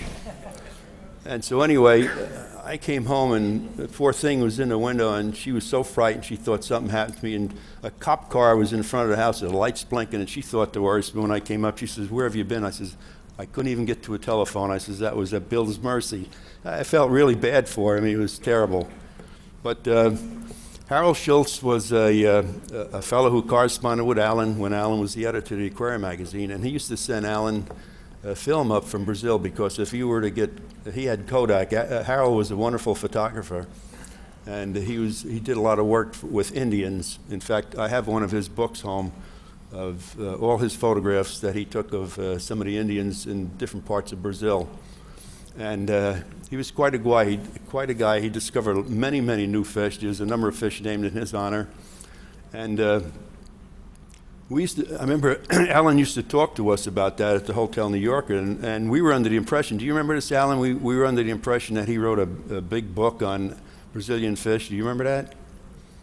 You don't remember it. I kind of remembered. I don't know where I got the idea, but everybody thought he wrote a wonderful book on Brazilian fishes, and it turned out it wasn't true. But anyway, some of you don't know that Axelrod and I went to Brazil in 1958. And while we were in Newark Airport, I says, "Herb, when we get down to Rio or to Sao Paulo, we're going to have to look up Harold Schultz." "Who's he?" I says, "Well, he's a guy who wrote a book on Brazilian fishes. I have his address." I got it from Alan Fletcher. I remember when Alan was over at my house one day, and he was going to speak at our New Jersey Aquarium Society, and we were going to, and he was the guest speaker. So we went out to dinner. And I told Alan, I says, when we go down to Brazil, he knew I was going to go with Herb. So he said, when we go down to Brazil, we're going to look up Harold Schultz. I said Rio, and so Alan corrected me. He says, "He doesn't live in Rio, he lives in Sao Paulo." I said, "Oh, okay." I says, "Do you have his address?" He says, "Yes, I do." I says, "Could you give it to me?" He says, "Sure." He says, "But make sure you don't have Herbie making any deals with him." Well, I couldn't control that. But anyway, at that time, he never heard of Harold Schultz. And so when we got down to Sao Paulo, we tried to reach him by telephone, but in Brazil at that time, that was 1958, it took 7 years to put your name on a list to wait for a telephone. That's how backwards it was. But Herb came up with a good idea, and he said, "Well, let's send him a telegram," and that's what they did, send him a telegram. And he came down and he picked us up. He was putting on a show on Brazilian Indians that night in German, so I didn't understand a word he said.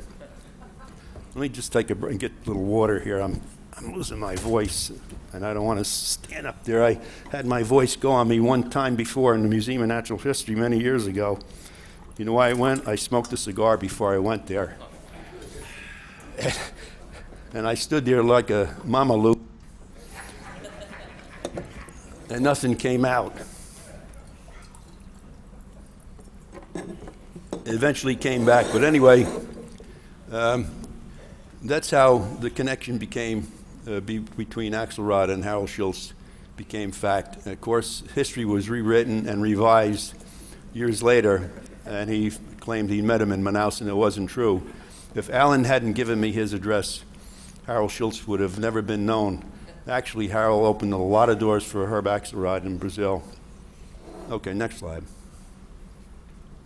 Oh, one other thing about Larry Koenig. Larry was one of the most famous aquarists at the time because guppies were a big thing in the 50s, and he had the guppy corner.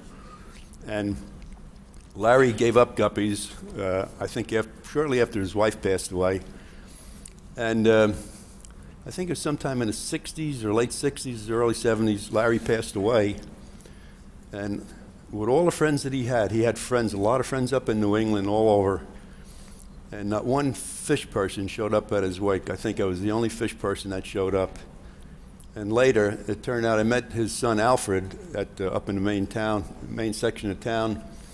And he told me that when they buried his dad, he looked over and guess who he was buried next to? Bill Vorderwinkler, who used to be the editor of TFH. So they're almost buried side by side in a graveyard up in North Elizabeth. This is, of course, my wife Jeannie, taken 30 years ago, and that's Bill Jacobs. He was my friend for about 40 years. And Bill is quite a guy. He died about, I don't know, it's 5 or 6 years now. He was 96. Jeannie and I was at his bedside about 6 hours before he passed away. It was his 96th birthday. He was a very generous man, and we had a lot of fun together. We used to come to these NEC. I don't know if some of you old members remember Bill. The three of us always came together. And he saw Buffalo Bill when he was a kid, and Annie Oakley, and he saw one of the Wright brothers. And he knew Ida Mellon that Earl Schneider mentioned. He also was in I think in North Bergen Club, Dr. Myers, who was Stan's professor, George S. Myers, when he lived in Jersey, he was a member of that society, and he knew him. So Bill goes back a long time, and Al Clay might be interested in this. You remember, and you wrote about this fellow, has a rivulus named after him from Jersey. I forget his name now, the German fellow, rivulus from Rio. He had a mustache. You got a picture of him in your book. He was the first guy to import fish, German. You mean Dorn? Dorn, Richard Dorn. He knew Richard Dorn. When Bill was a young man, he said Richard Dorn was, and in Al's book, you'll see a picture of Richard Dorn. He's dressed up in a nice shirt and a tie, stiff collar. And Bill told me that Richard Dorn was always in a suit and tie. You want to know something? Jimmy Yatz was too, and you'll see some pictures of Jimmy when he was young. I never saw him without a shirt and a tie and a suit. Okay, next. Oh, I'd like to say one thing about Jeannie. I almost forgot. We're married 55 years. It was the best decision I ever made when I married her. And I don't think there's many women would have put up with what she did with me. I went to Brazil with Stan in 1977, and Stan was responsible for me getting a grant from Geographic. And I was away for 6 weeks. I gave her a crash course how to take care of 200 tanks. The night before I left, for 6 weeks, I said to my young son, Tom, it's your job just to change water. If you have problems, change water, you'll be fine. That's all you have to worry about. And I said, Jeannie, I'll give you a real quick rundown. And she wrote everything down. I was worried. I felt sorry for him. I know not many wives would do this. They'd say, you want it, you stay home.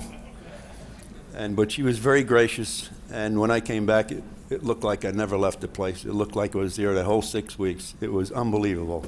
So she's really a special person in my life. She's really...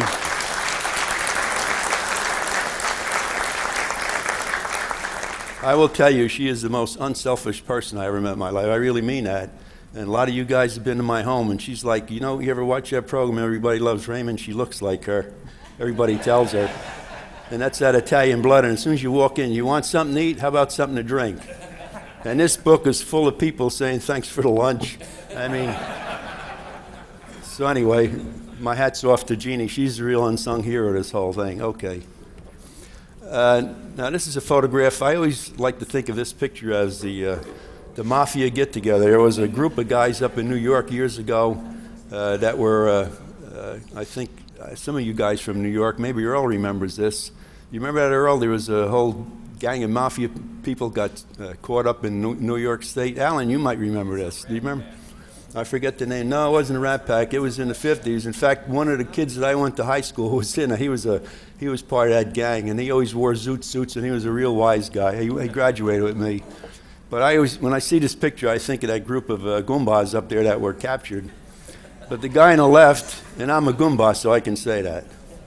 The guy on the left is Harry Yee. He died young, and the next fellow is myself, and there's Jimmy Atz leaning up against the refrigerator. And you see he's got a shirt and tie on. There's Bill Harcel, the guy who said should have been here. And that's Ross Sokoloff right next to Bill. Ross had to be in his, I guess, maybe early 40s. I don't know who that guy is. We're trying to figure out who he is. I even asked Ross, who's that guy? And he couldn't remember either, so I don't know who he is. But that's the gang at Aaron Dvorskin's house. Okay. And there's Jimmy Atz when the New York Aquarium opened up in 1960. And that's Jimmy telling me and explaining to me about the new lighting system. That was before the doors were really open. We went there to visit. In fact, Jeannie was with me when we went there. And Gene Wolsheimer took these pictures. Gene Wolsheimer was the preeminent aquarist of his day in the 50s. And he was here at that time in 1957 and visited with us. And all these pictures you see here came out of a little pamphlet that he had that he photographed. Okay, the next one. There's the rest of the gang. That's one of the Maris boys. I don't know if you old-timers might remember the Maris pump. That was two boys on each end, both sides, opposite Jim and John Maris. That's Ed Bushell was next to him. He worked for Ross in Brooklyn, then he went to Florida with him. And then there's Bill Harcel, myself, Ross Sokoloff, Aaron Dvorskin. There's Gene Wolsheimer, that little thin fella in the center. He died very young. I think he was like 55. Or 45, I'm sorry. He had a lot of stomach disorders, and he died very nice guy. Denny Simonetti, and I think that's Harry E. there, and then it's one of the Maris boys. Okay. Ross came to visit me during the ACA convention. Chuck, what year was that? Was that 4 years ago in North Jersey? 2001. Was it 2001? Okay, Ross and the whole gang of guys are over our house, and Jeannie put a nice spread out for the whole gang. We must have had 10, 15 people there. And that's Ross visiting with us in the fish room. Okay. That's Fred Glody on the left, Colonel Jürgen Schiel in the center, and myself. That picture was taken in 1960. Because Jürgen Schiel was a colonel in the Danish army. He also had a title of Count, which a lot of people don't know. He wrote some wonderful books on Cyprinodonts, an extremely intelligent man, wonderful photographer.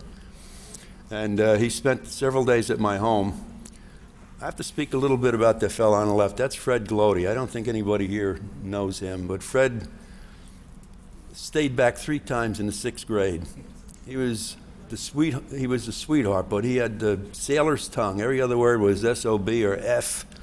In fact, in my home one day, he used to come to my house every Thursday for water. For some reason, he raised lots of fish. He had like 500 tanks, and he had a big greenhouse, and he raised tons and tons of fish. He was a big breeder, but most common stuff, cherry barbs, tiger barbs, angels, and things like that. And so he would come to my house to get water. He would load up on maybe 70, 80 to 100 gallons of water, and he'd take it, cart it back up to Parsippany. But he'd always come to our house, and we'd have coffee and cake, and his wife Edna would come, and the kids called him Uncle Fred and Aunt Edna. That was their names. And I had a white boxer at the time, and Fred was responsible for us to have that boxer. So he used to feed this dog donuts, and the dog would get diarrhea the next day. And I say, Freddie, I says, you got to stop feeding the dog donuts. The damn dog gets diarrhea. And he'd just smile. So this one day he comes over, and the dog knew his car. She could hear his engine. a block away, and she would go to the window, and you'd see she had a little runty tail, you know, and her whole backside would go back and forth, and says, Freddie's here. And so this one day, she saw him in the back, so she ran out the back door, and he was standing, I had this big liner in front of my fish house. So she comes out, and she runs up and jumps on him and knocks him in, and he's sitting. I come out, just when I come out, I says, what the hell are you doing in that liner? He says, the GD dog knocked me in here. So then I had to give him a pair of my pants, and he was like 6'3", and he was like 120 pounds soaking wet. But this one time he was over, my youngest son, Tom, at the time was like 5, and he's running after my daughter, one of my daughters, my youngest daughter, Eileen, and he's running and says, Eileen, you bastard. And I said, hey, come here, Tom. I says, we don't speak like that in this house. He says, Daddy, he says, Uncle Fred says it all the time. No. Freddie was a character. As I said, he stayed back 3 times in the 6th grade, and he always joked about it. And this one time he had some gold serums, and he wanted to breed them in the worst way, and they just wouldn't breed. And he had one male and about 3 or 4 females. And this male was beating the living daylights out of the females. So he took it out one day and he spanked it. and then he threw it up on the ceiling.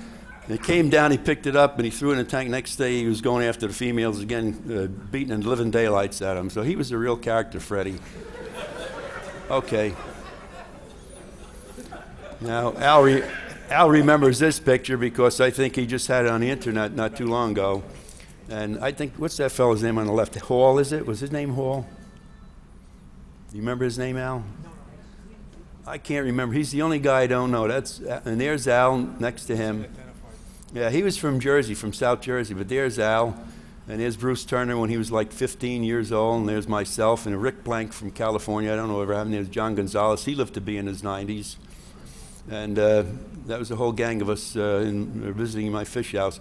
When Al was there, that fish house was only on the left-hand side. I only had one section, and then eventually in 1960 I expanded, and I took the whole 3-car garage, and I had 200 tanks with skylights, the whole works in there. Okay, next. That's a picture that Axelrod took in his home, and that little young fella in the back is Ulf Hannertz. He was from Denmark. And he was a big star in Denmark. Some of you probably heard this story, but there's so many of you here that came special for this. I know you never heard this story, so I'll repeat it. Ulf was a big star in Denmark. They had the $64,000 question, much like we have here. You know, Joyce Brothers became famous from that of her knowledge with boxing. Well, he got to win $2,000. He became a national star in Denmark because of his knowledge of fish. He knew a lot about fish. He was only 15 years old. I think he was born with a silver spoon because he did go to Africa by himself with some of that money that he won back in the 50s. In fact, any of you people that are in Cyprinodonts, you'll know that there's Apocalyptes Hannertzi named in his honor. I don't know if Ulf is alive yet or not, but I had a pretty sour puss on my face there. I must have anticipated a lot because while we were in Trinidad, he smashed my finger in a car door, and it was awful. And I had... when I was in the service, I found I had penicillin I was allergic to, and I had penicillin poisoning. So I said to the doctor, I still remember his name, and that's like since 57, it's almost 50 years ago.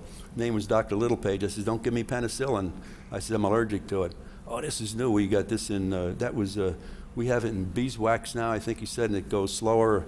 But he gave me penicillin salve, and so I was all right for about a week. So when I got home, I was a sick puppy for about a week, and it was so bad that they were afraid they were going to have to, I forget what the drug was they were going to give me to counteract that, but eventually I came out of it. But that's what happened with him. Okay.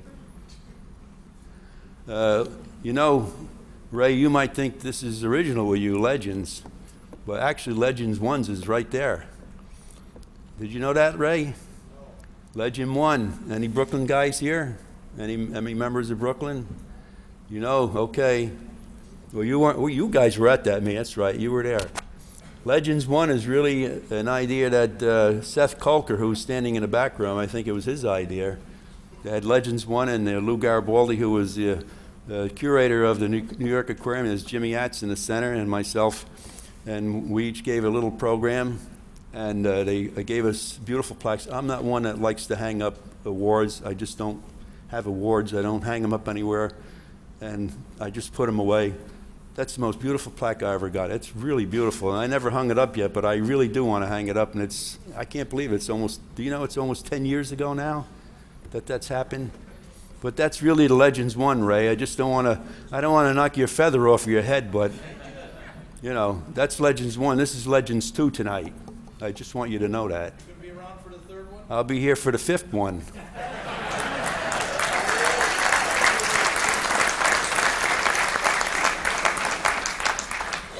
Okay, next. There's little Jimmy and I talking on the side. That's the first time I saw Jimmy in about 20 years. At that time, there was quite a bit of period of time that I hadn't seen him. But look at him. He still has a suit and tie on. As old as he was, always in the suit and tie. Funny story about Jim. As Earl mentioned earlier, when Battery Park closed the aquarium down, they moved part of the New York Aquarium into the Bronx Zoo. And they had part of the aquarium was in the Lion House. And Jimmy, a very humorous guy, he would say, "Come on and see me." He says, "I'm in a cat house in New York, and the Bronx Zoo." Okay. You know who that guy is on the left? That's right. It's Paul Loisel. Chuck. Was that North Jersey meeting that we had that gang? Was that in North Jersey? That's before my time. Oh, yeah. I guess so. Anyway, that's Paul Loisel on the left, and that's Al Brocky, and that's Margie Stainer. She was from New Orleans, as myself, and there's Bob Rofan, who was the president of Cordon on the right. And they're in my backyard. We're having some iced tea or stuff. Okay. This interesting picture. That's another picture from Gene Wolfsheimer. The fellow way over on the left of that picture, you can't make it out too very well. That's Bill Woods. There's Frank Alger, who was a big guppy breeder. There's John Rutkowski with the bow tie. He was an optometrist, I believe. And he was partners with Larry Koenig. They were both big guppy guys, and you see a picture of a guppy right down below, one of the Delta tail. There's Herb Axelrod. And Bill Sternke is sitting to the left of him. I judged a show with Bill Sternke sometime at that time in the 50s, and that's Ed Bushell. And then there's Paul Hanal on the right-hand side. He was the big guppy guy, and I think that might be the back of Evelyn Axelrod's head right there, that blonde woman. And the fellow way over on the left, Bill Woods, he had a buddy, this funny story, his name was Walt Kelly. And they used to come to my house and visit the fish. He'd never call. That's what most people did in those days. They would just walk in the backyard unannounced, and then we'd go see the fish. Walt Kelly had a thumb that was cut off, and he just had a bone there, and then he'd shake hands. I used to hate like heck to shake hands because he'd jam it into your hand. It hurt like hell. And he was the biggest, he would have been a myth speaker up here. He was a big myth speaker. So it's one day we judged a fish show in North Bergen. That was Arnold Sweeney's club. And it was a late night, and Jeannie and I went there. And my poor mother sat watching the kids.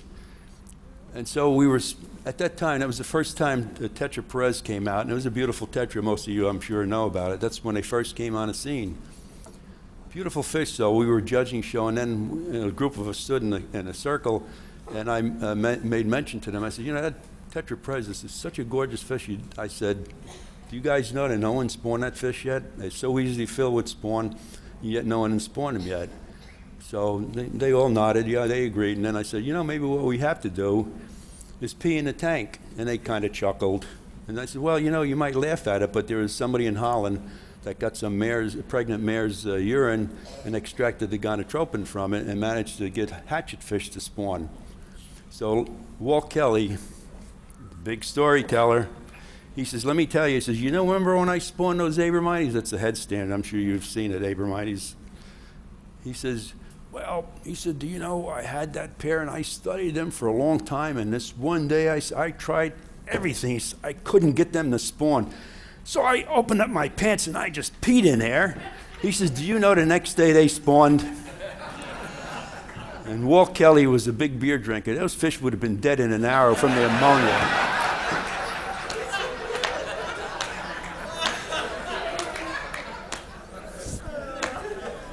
Next is Gene Wolfsheimer and Bill Vordewinkler. And Gene and I were pen pals for almost 10 years, I guess. He was a nice guy. And one of the big mistakes in my life was when we moved, I had so much stuff, I threw all his letters out. And Bobby Ellerman, who's a historical nut like Joe Fredenzi, he's still mad at me to this day for doing it. And it was sad. I did find a couple letters not too long ago that I still had. I should have kept them all. In fact, Gene even said years ago, he says, you know, our letters should really be published. Because all we did was write back and forth. I don't know how I did it back then. I had 5 kids, and I used to write letters all over the world, and I had to fish. And so I look back, and now I can't even sit down to write a letter or even do an article. So it's funny how things change as you age. All right. That's Sam Dunton. He was I threw that in there for Jimmy Atz because probably Jim Atz would probably be the only person that would know who that fella is. He was the official photographer to the New York Zoological Society. And if you go back far enough, you could see him. Oh, you would know him. Do you know him, Earl? Did you know Sam Dunton? Oh, did you? Oh, you. Well, I forgot. I tell you, we got some old timers here. I forgot about them guys. Oh, yeah, I just woke up. Okay. That's a surprise, Ray.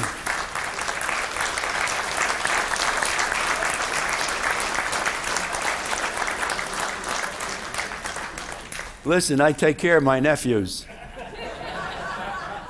No,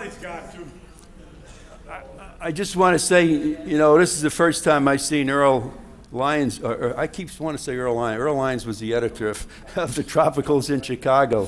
This is the first time I saw Earl in 40 years, and he was the one responsible, as Alan mentioned, and Gene Lucas also mentioned that he was the one that coordinated all those pet library magazines. I did 4 of them myself.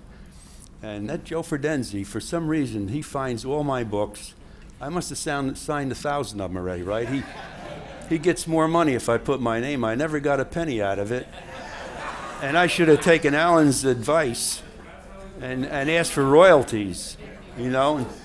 But anyway, I often wondered, where is Joe getting all these magazines? So he didn't know, but one night I drove to his house, and I looked in his cellar, and he's got a counterfeit machine, and he's just knocking these things out. Anyway, that's it.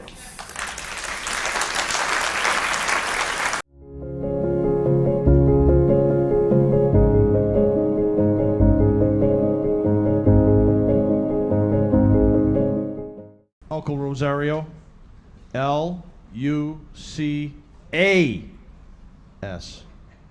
Spelled my last name wrong. Who? Mike did that? Well, he's a Klee man.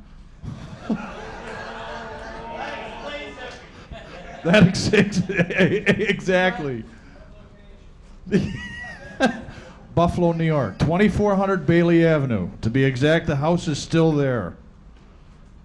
Okay, while Stan's getting wired up, I've been doing this fish thing for 47 years. I will never become a legend or a classic or an antique or anything. I'm one of 11 kids, middle child, unwanted, unloved. I like it that way.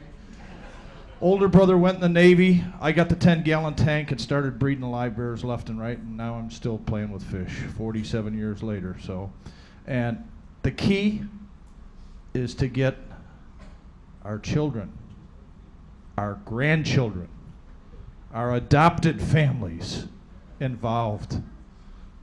Hans, 2 weeks ago we were in Pittsburgh. My two-year-old grandson, Discus Hans.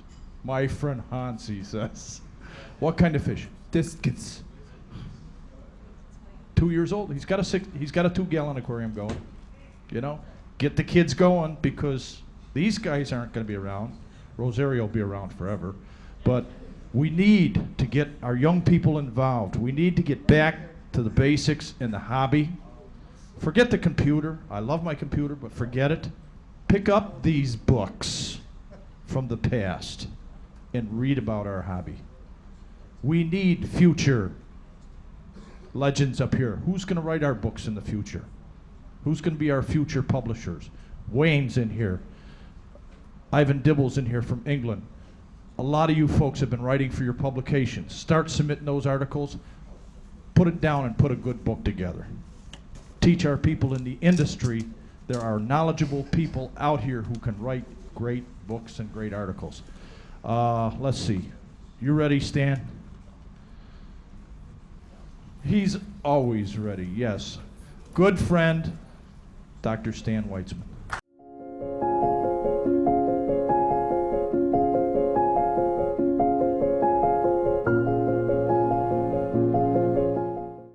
Well, I'm not really too sure what I'm doing here. Probably because I'm a biologist, I should be called a fossil, not a legend, but fish fossil.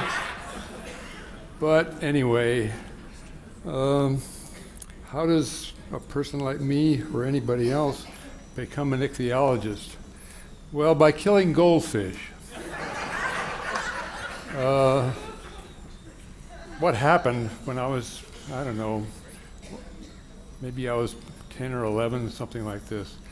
I can't really remember very well. That's because I'm a fossil. Anyhow, I had a dog, really nice little dog, and was killed by a car. And we had a friend who was there at the time, and so he went out and bought me some goldfish and said, well, a car can't kill these. And so I didn't have a tank. He brought about 10 goldfish back, and I found an old sink in the basement, you know, just an empty sink. And I plugged up the drain, put water in it from the tap, and put the goldfish in there. In a week they were dead. Well, yeah, that's how I got started, by killing goldfish. But fortunately, the California Fish and Game put out a little publication at that time, and this was in the 40s, the early 40s, or 41. Maybe it was a little bit, no, it was before that. I guess it was 39. Yeah, I'm a fossil, all right. Anyhow, and it was a nice little publication on how to keep native California fishes as well as some tropical fishes. And then I talked about this to a friend of mine who was in school, grammar school, and he said, well, his father keeps tropical fish. You ought to go and talk to him. So I did. And this guy was had taken a large garage and put in a 36-gallon concrete aquarium with glass fronts. And of course he used the old kind of cement in those days and so forth, and he painted the inside of the cement so with something, I don't remember what it was. It looked like tar to me, but it wasn't. But in any case, he was able to keep the water pretty clean and pretty clear. And he had this garage full of these things, so I started spending Saturdays with him, taking care of his fish. Learned a lot. Well, he happened to be a customs inspector in San Francisco, and well, in order to get some of these shipments in, some of his clients there, so-called clients, would give him some fish. Well, at that time, of course, things were brought in by mainly steamships, and so he would get fish from the Orient as well as from South America, and I was introduced to a lot of nice, interesting fishes that way, so that was nice for me. Well, then World War II came along, and this man had a heart attack, and I took care of his aquaria for maybe a year, something like that, and then he died, and I took his wife wanted to get rid of the tanks, so the tanks were broken up, except I managed to, a friend of mine and I managed to take these things, they weighed 200 pounds apiece, and set them up in my own home, in my parents' home. And I kept those until I had to go to war myself.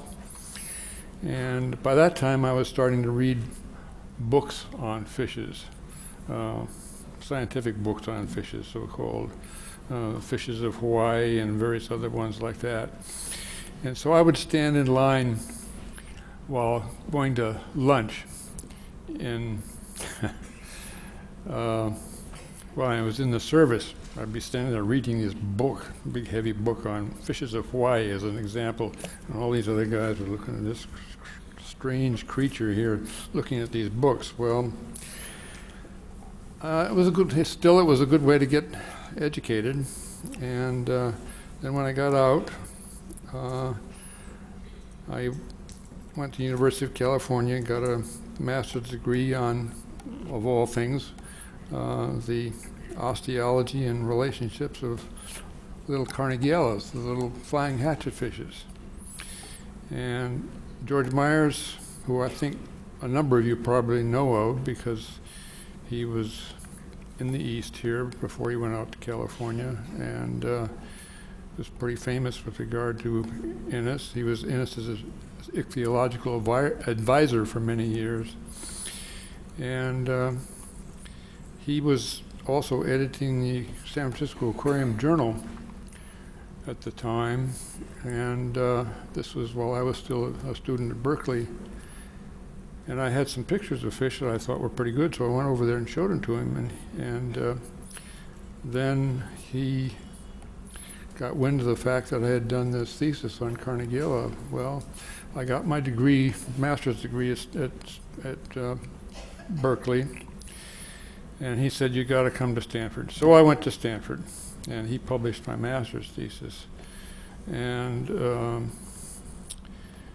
then I spent the next 9 years there trying to get myself educated in fish. Well, George Myers was like very few ichthyologists, and I always kind of identify myself with him because he had an appreciation for live animals like most systematists don't. And I think that this is something that I've had for all my life as well, and still do. And I think that that's really important to be familiar with live fish. Most of the systematists that I know who work on classification and change names of fishes and so forth, and irritate a lot of aquarists perhaps by doing so, but it's necessary. Anyway, I think that they miss something by not being an aquarist, because you learn something from live fishes that you don't learn from fishes dead in a bottle. There's just no two ways about it. And the other thing, of course, is yeah, there's a certain amount of aesthetic appreciation in working with dead fish, believe it or not.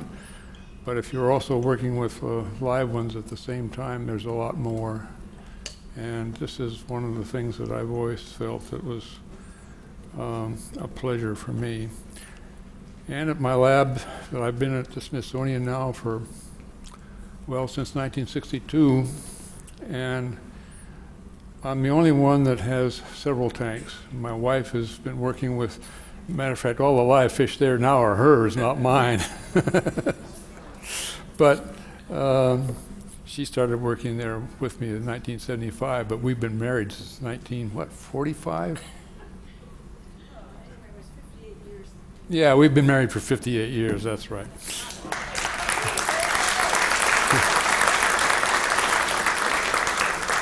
Anyway, that's been one of our joint pleasures, is working with fishes together. She was actually trained as a landscape architect of all things, which was really interesting too, because when we were at Berkeley as students, she was learning about a couple of thousand domesticated plants. And so I was learning that stuff along with her, and then we'd spend our weekends, believe it or not studying, but going off into the mountains, taking pictures of little belly plants in flower, and all kinds of things in the California, Oregon area, and even in the Southwest. And now we have all these slides, but we've never done anything with them. But anyhow,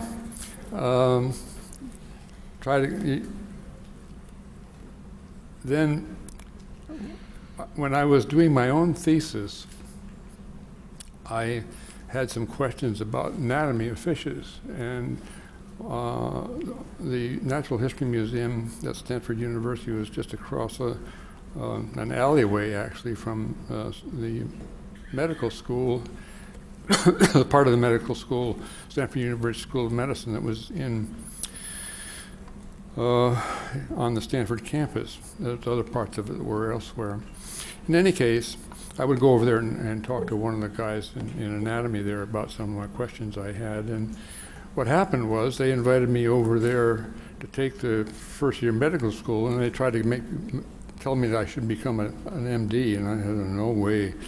But anyway, I took that, and then they hired me the next year to teach anatomy, and I did that for 5 years. And then all of a sudden, I got a nice invitation from Leonard Schultz, curator of fishes at the Smithsonian, to come there for the rest of my life, and I jumped at the chance and said, "The heck with this medical school stuff." But that was good teaching, because we taught for 6 months out of the year and had the rest of the time for research, and that's really pretty good. But in any case, I said goodbye to that. And so this is how I became an ichthyologist. Well, all during that time, I was still an aquarist and keeping live fishes, and we go out to the coast and collect little colorful codded fishes, you know. California is really a nice place. The reefs there, they call them reefs, but they're not really reefs like we have, where you think of a tropical reef.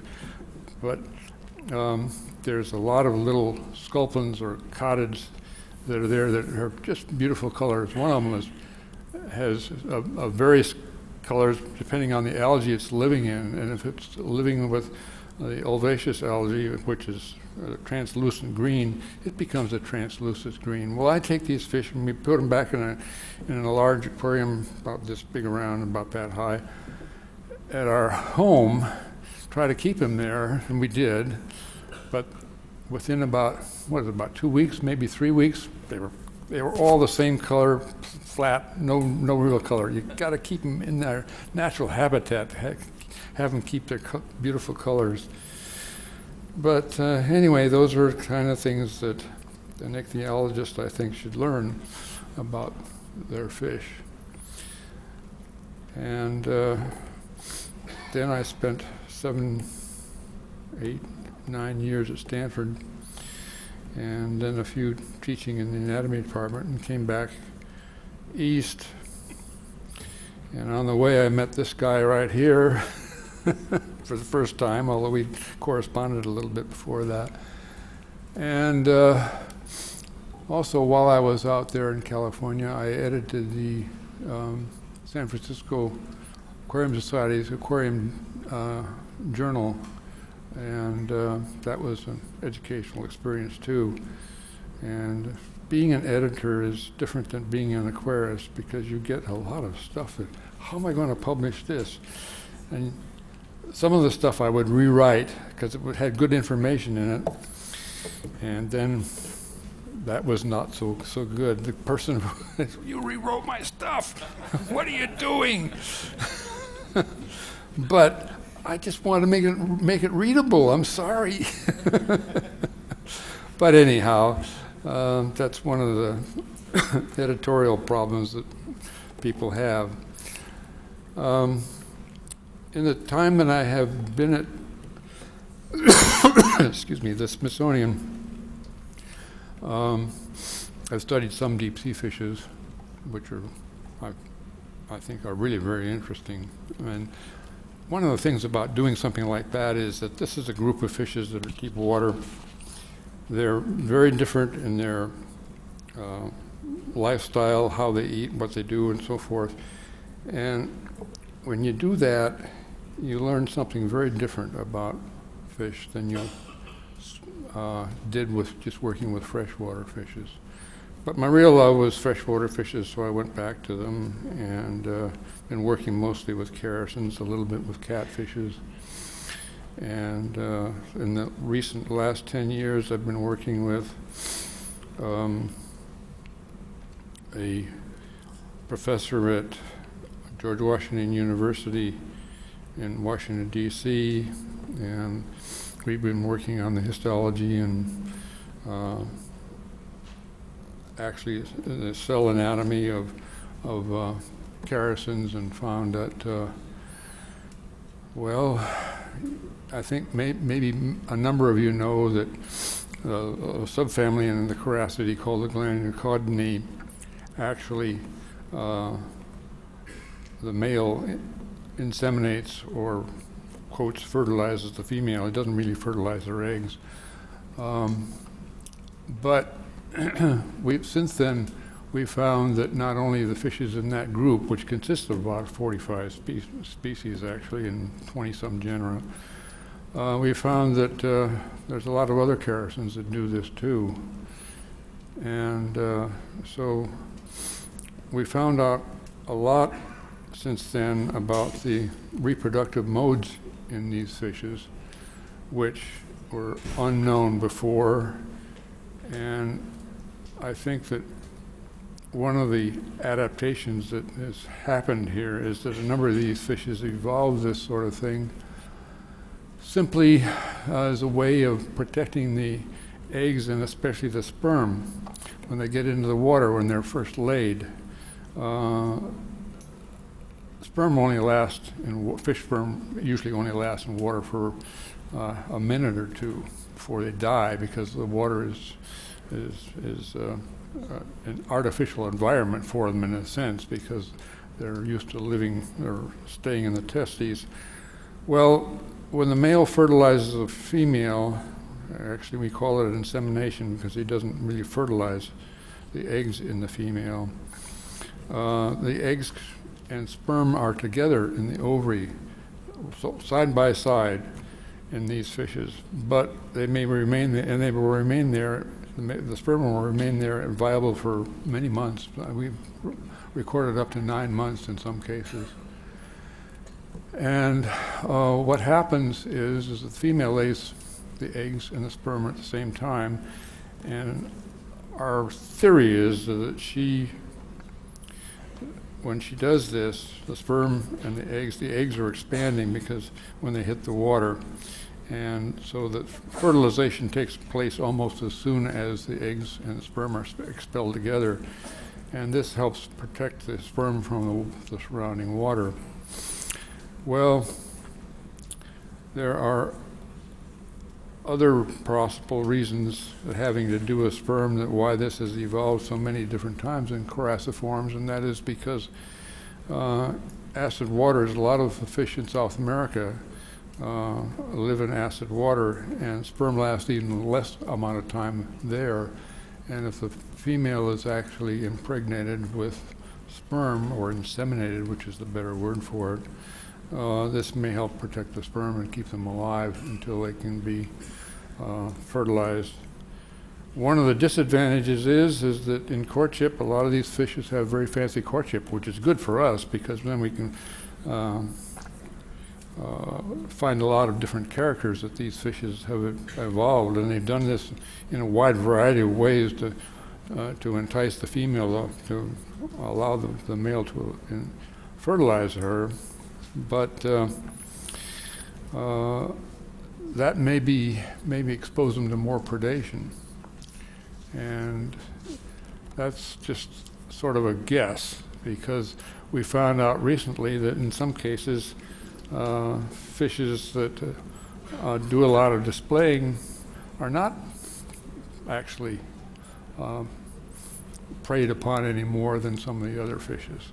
So who knows? But anyway, we're having a lot of fun, and I think that's about all I have to say. I just wanted to give you a little history of how a crazy man becomes an ichthyologist. But it's been a privilege, and it's been a great thing, and my wife came, I just woke her up. You looked it.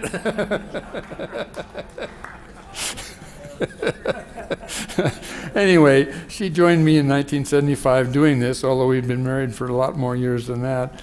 But this is once our children were old enough to sort of not be a burden. Well, I won't say they're not a burden still, but nevertheless, that's something else again.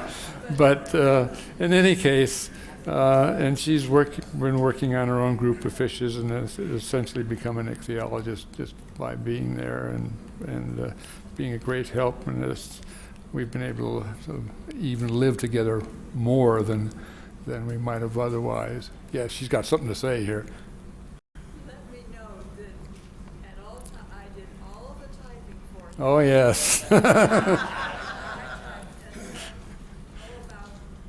years ago, we decided he could get a computer. And everyone said, what's he going to do with a computer? Yeah, here's this old guy. What is he going to do with a computer?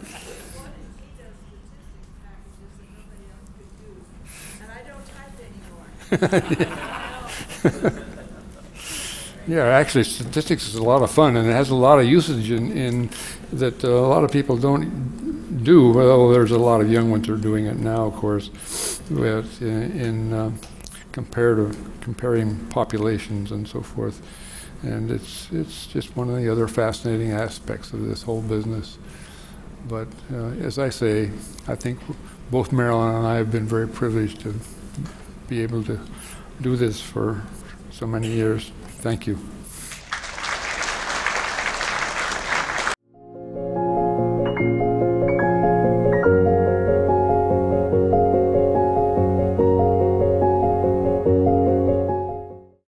Before Al Klee gets up, I have one quick announcement. We have two other legends in the room tonight. When I was going through about 300 names to who we should bring up here, and I was zinging them back to the NEC and saying yes and yay and nay and this and that. These people, this one person's name was on, and she's already retired for the evening. Dorothy Reimer is here from London, Ontario. So when you see Dorothy this weekend, say, hey. Another young man I got the privilege of meeting this afternoon, 83 years of age, sitting behind the Grateful Dead. My friend David Berkowitz back there. Marvin Roberts, would you please stand, sir? From what I understood with our conversation, he's written a fish book. He knew Herbie.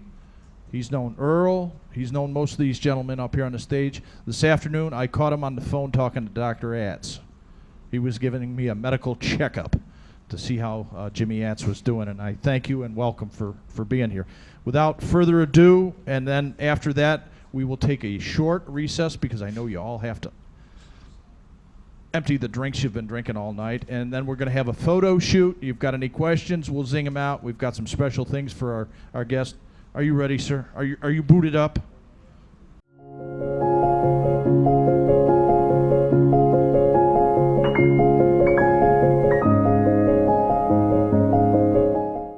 It's following these five guys is a real tough job, and it's not just because they're great aquarists, but they're great people too.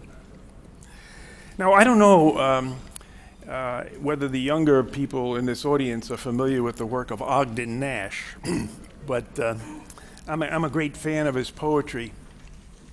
And as an inspiration, I wrote the following, and I dedicate it here to everyone here tonight.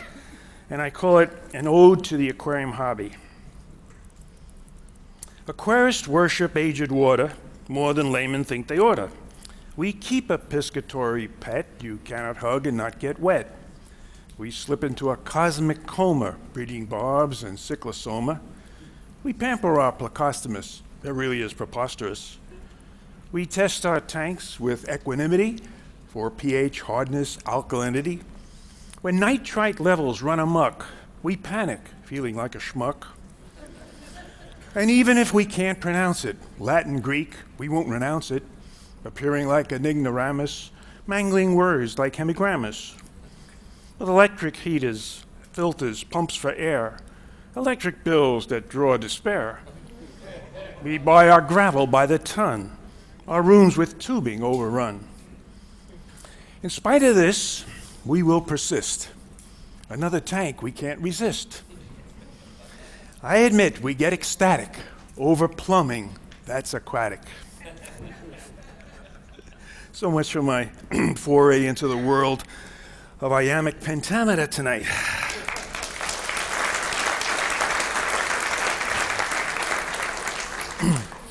Now, when I was invited to participate in what Ray Lucas termed the Night with the Legends, like everyone else on this panel, I thought it would be a good idea to look up the definition of the word, since my previous understanding was that it was simply an explanatory caption to some sort of illustration.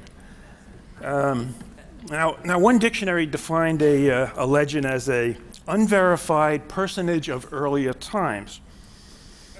Now, this was disconcerting because unverified, had to look that one up too, means lacking substantiation. So apparently, as a legend, I'm in such fabled company as Ichabod Crane, Peter Pan, and of course, Rip Van Winkle, as Earl pointed out. Now, upon further reflection, however, I came to the conclusion that this evening was all about earlier times. And I can't deny, of course, that I've been around for a long time. Of my almost 600 aquarium articles, for example, the first was published 55 years ago. Incidentally, although I have written an awful lot, I don't claim that my work is of any particular merit. In fact, I once asked an editor if I should put more fire into my articles, and he said no, just the opposite.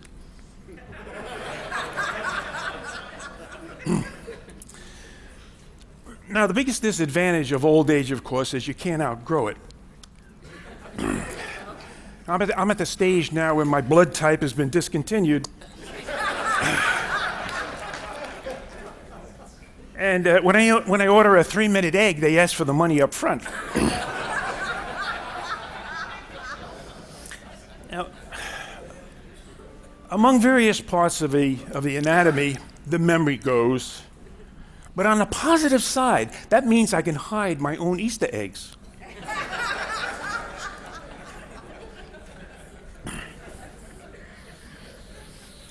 Now, this evening prompted a personal trip down through memory lane in which I tried to identify the most significant changes I've seen over my years in the aquarium hobby. Now, there were, of course, changes that affected only specialized areas, like the introduction of the nylon spawning mop, which this, by the way, marked the first appearance in the aquarium hobby of plastic plants, so you have the killifish fanciers to thank for this mixed blessing. Now, even today, there's more nylon in the average killifish tank than in a drawer full of women's hosiery. Now, another example of a specialized area includes the high-tech equipment developed for use in the saltwater side of the hobby. You guys didn't think you were going to go get away with that tonight, did you? Well, today's brine-loving aquarist has to be a combination of chemist, engineer, plumber, making decisions, complicated ones involving reverse osmosis, deionization, calcium reaction, ozone generation, list goes on. And since this stuff is not cheap, the saltwater hobbyist must be well heeled. I have a good friend who keeps marine fish, and as you might expect, he even has a telephone in his limousine. Unfortunately, every time it rings, he has to run down to the garage to answer it. Now, some changes more evolutionary than revolutionary. Air pumps, filtration, and lighting come to mind. When I got into the hobby, the only thing I had to know about aquarium lighting was where the switch was located.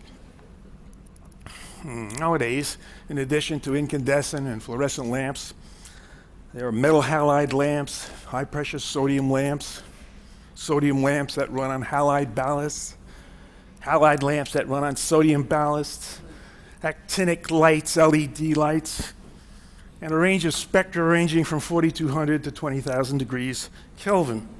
Finding a light switch is the least of today's aquarium lighting problems.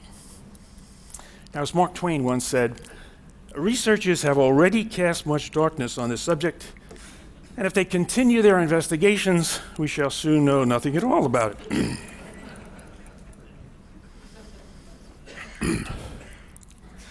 Now, medication is another example. In the 1950s, we had, well, what do we have? We had salt, methylene blue, aquaflavin, potassium permanganate, mercurochrome, and copper sulfate. Today we have sulfadimidine, trimethoprim, monocycline, nitrofurazine, and metronidazole, to name but a few. The only thing missing from today's medications is a guide to their pronunciation. And speaking of medical problems, I once accidentally dropped some vinegar into a tank of angelfish, and it got into their ears and they all developed pickled hearing. I'm not going to get out of here alive tonight, am I? wait till you get to the next ones here. Anyway, to the list of other specialized first appearances, we can add the introduction of the African cichlids that Aquarius scrambling to their atlases to find the location of the rift lakes, and to their dictionaries for the pronunciation of words that began with two unlikely consonants, such as Ambuna, Nankada, and Mpanga. The question soon arose as to which side of a rift lake cichlid had the most scales. And after an extensive investigation, Aquarius learns that it was the outside.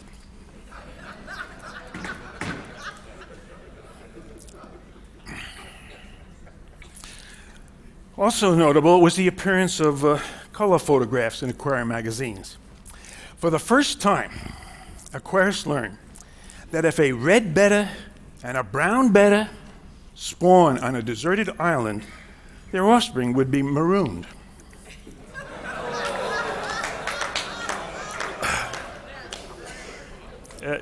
Ray, would you alert security so I can get out here?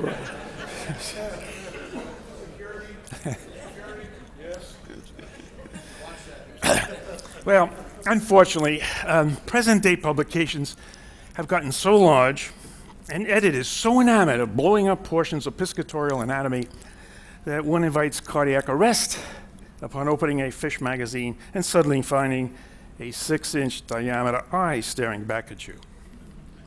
Now, that wouldn't be half bad, but live Baragonipodia are magnified as well, generating an acute sense of inadequacy in the average male reader.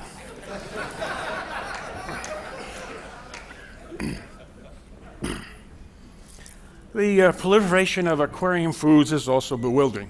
Now, in my day, for example, in dry foods, there were just two alternatives, those for goldfish and those for tropical fish. Over time, however, aquatic alimentation has become more specialized as we learn that food is an important part of a diet. Almost slipped by you, didn't it? Carrie, for example, makes 5 types of dry foods for cichlids alone. Cichlid Gold, Cichlid Excel, Cichlid BioGold Plus, Cichlid Staple, and Cichlid Complete, suggesting that these fish are really picky eaters. Now, taking a cue from General Foods and Kellogg's, I expect the next move will be to develop such items as Cyclosoma Breakfast Blend, Mouth Brooder Munchie Morsels, and Hemichromis Tea Time Treats. I have a friend, by the way, who feeds his cichlids M&Ms, discarding all the brown ones because he claims his fish are allergic to chocolate.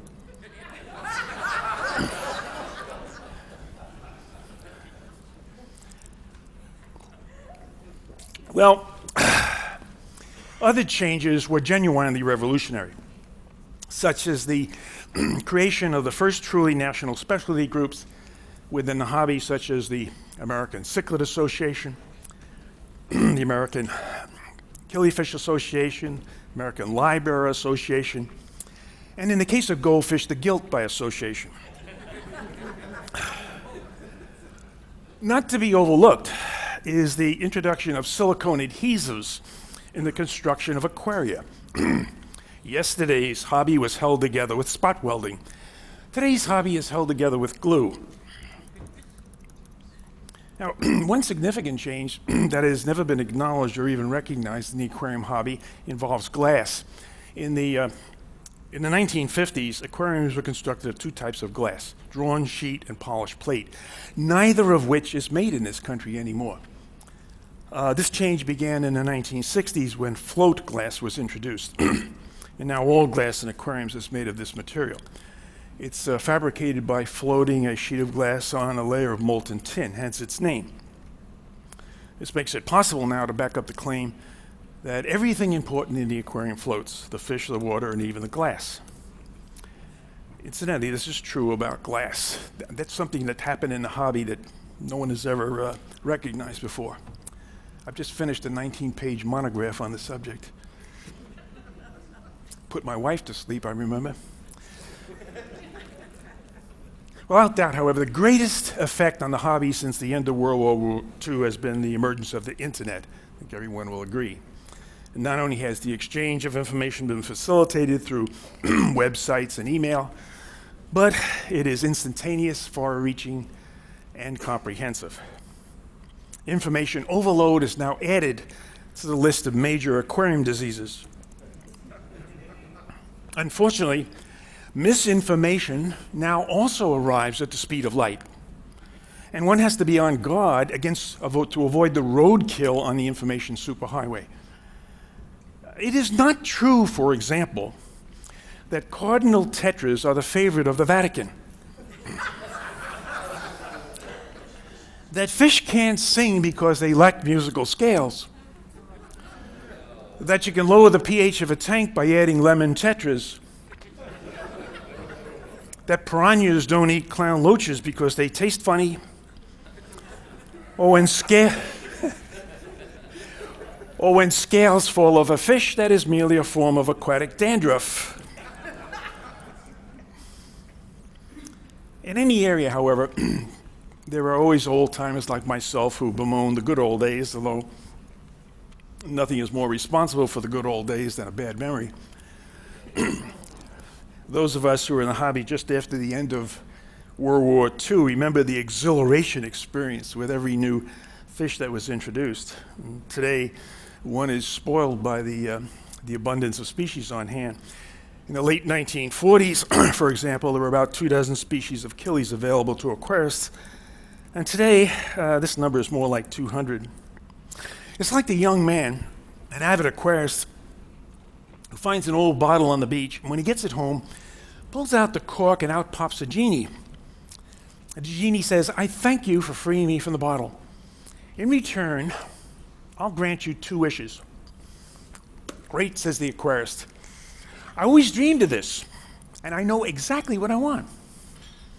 First, I want a pair of every aquarium fish known to man and enough tanks to hold them all." Poof, there's a flash of light, and the aquariums and the fish appear. "For my second wish," the young man says, "I want to be irresistible to every female aquarist." Poof, there's a flash of light, and he turns into a box of chocolates.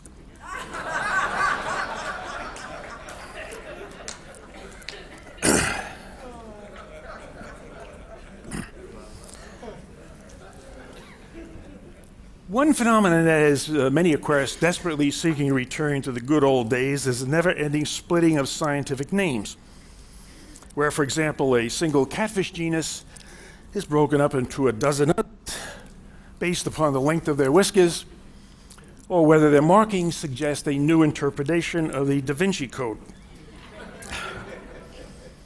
Splitting hairs, splitting infinitives, and splitting headaches is one thing.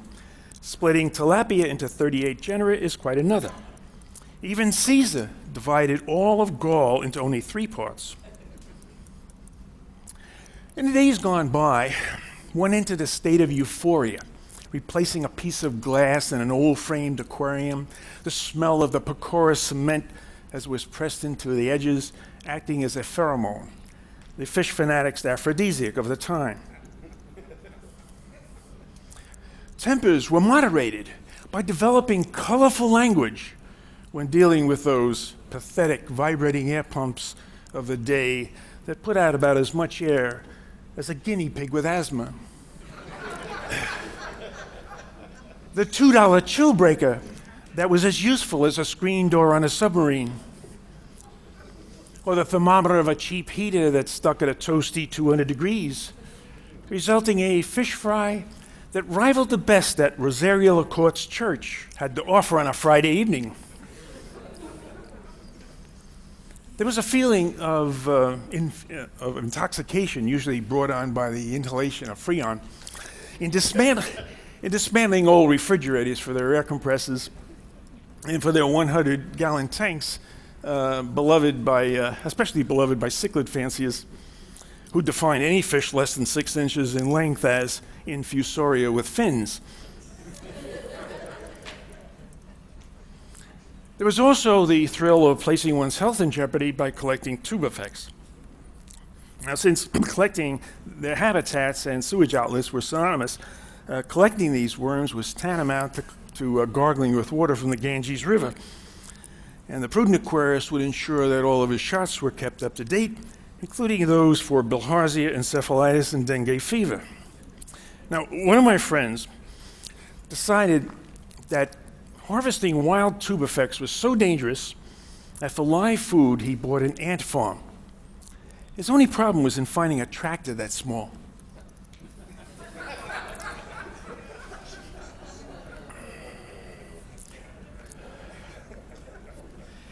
However, there is one good thing.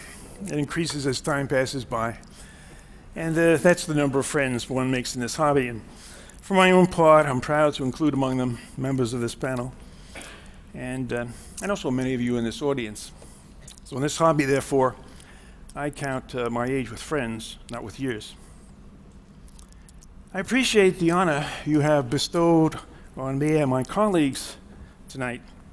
To quote Voltaire, appreciation is a wonderful thing. It makes what is excellent in others belong to us as well. Thank you for inviting us here this evening.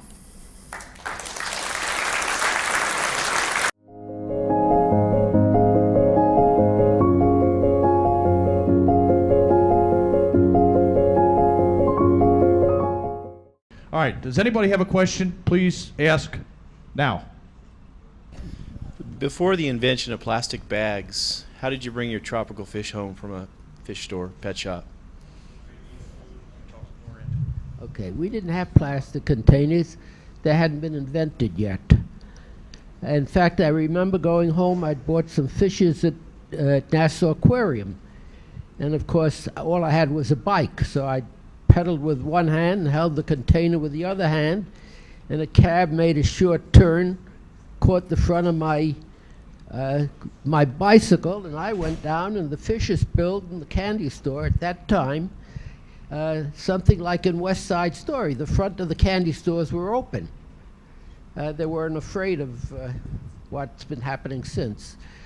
Anyway, the man at the front saw that, and he ran out to help me with a container of water, ice water. By the time I got home, that was the end of my purchase. But that was all we had to carry them in. I remember one fellow used to send a seaplane from Connecticut to buy tube effects twice a week. And one day he said, I'm tired of paying a quarter every time I come in, and I'd like to set up an account, which also was unheard of at that time. In fact, Macy's had a theme song, credit costs you money, so buy at Macy's because you save the cost of the credit. Anyway, I said, okay. I spoke to Mike Friedman, the boss at the time. Lenny Burkett was in California by then, and I asked him, he said, okay. And he gave me some question. I said, what's your name? He said, Howard Fuller. I said, who do you work for? He says, Fuller Brush Company. I said, what's your position? He says, I own it. So I gave him credit. Other question? Right next door. Yeah, thank you very much for reminding me about that aquarium in the window at Nassau Aquarium. Was there not another aquarium shop on that same street, either across the street from Nassau or down the block? And do you remember the name of it? Empire? It was on Ann Street, right around the corner. And it was the Queen Anne Aquarium. Paramount Aquarium was down from Aquarium Stock Company, and that was on the corner of Church Street and Murray. Aquarium Stock was on Murray Street between Broadway and Church, so it's a little more than half a block away. By the way, Paramount Aquarium had the finest fish in the country, and they had the finest aquarist. Herbie, I believe his second name was Abbey. I'm not sure of that. But he had a display in the aquarium. At that time, in order to make an aquarium bigger than 30, 35 gallons, you had to use angle iron. And he had a 6-foot aquarium and giant danios, full size, adult size, swimming back and forth. He picked fishes that were schooling fishes that constantly moved to keep a live display going. And I never did find out how he kept the algae from developing in that beautiful, clean aquarium. We did not have the filters then. I know we have a few fish named after some of the people up there, and I was wondering from Dr. Weitzman and Rosario if we could hear the story about the fish that carries their name and how that came around. Yeah, I named one after I named one after Rosario, and yeah, there is corridors. I think there's about 12 or 13 named after me by various people, even some deep sea fishes.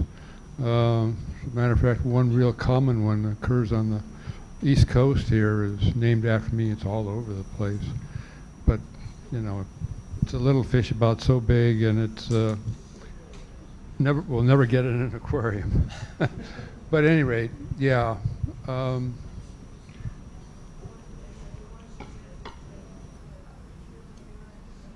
Oh yeah, Bacillocarax weitzmani.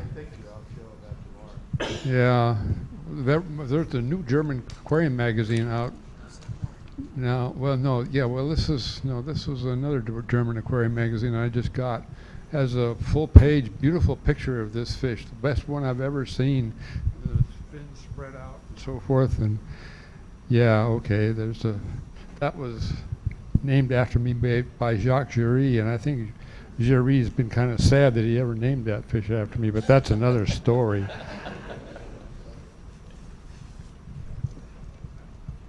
That answer your question, Ken? Earl just remembered something. I've mentioned Lenny Burkett a number of times. Actually, Aquarium Stock Company began as importing goldfish and medicinal leeches from Germany.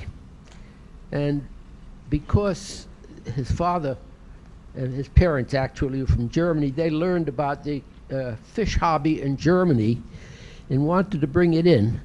So they got Lenny a job as the elevator operator on the Hapag-Lloyd ship.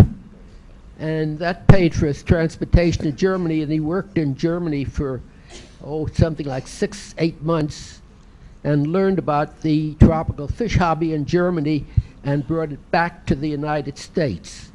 And he was one of the leading spirits in introducing what became the modern fish hobby, and developed many, many products that he learned about in Germany, and really put the tropical fish hobby on the map with his catalog and his mail order and his advertising.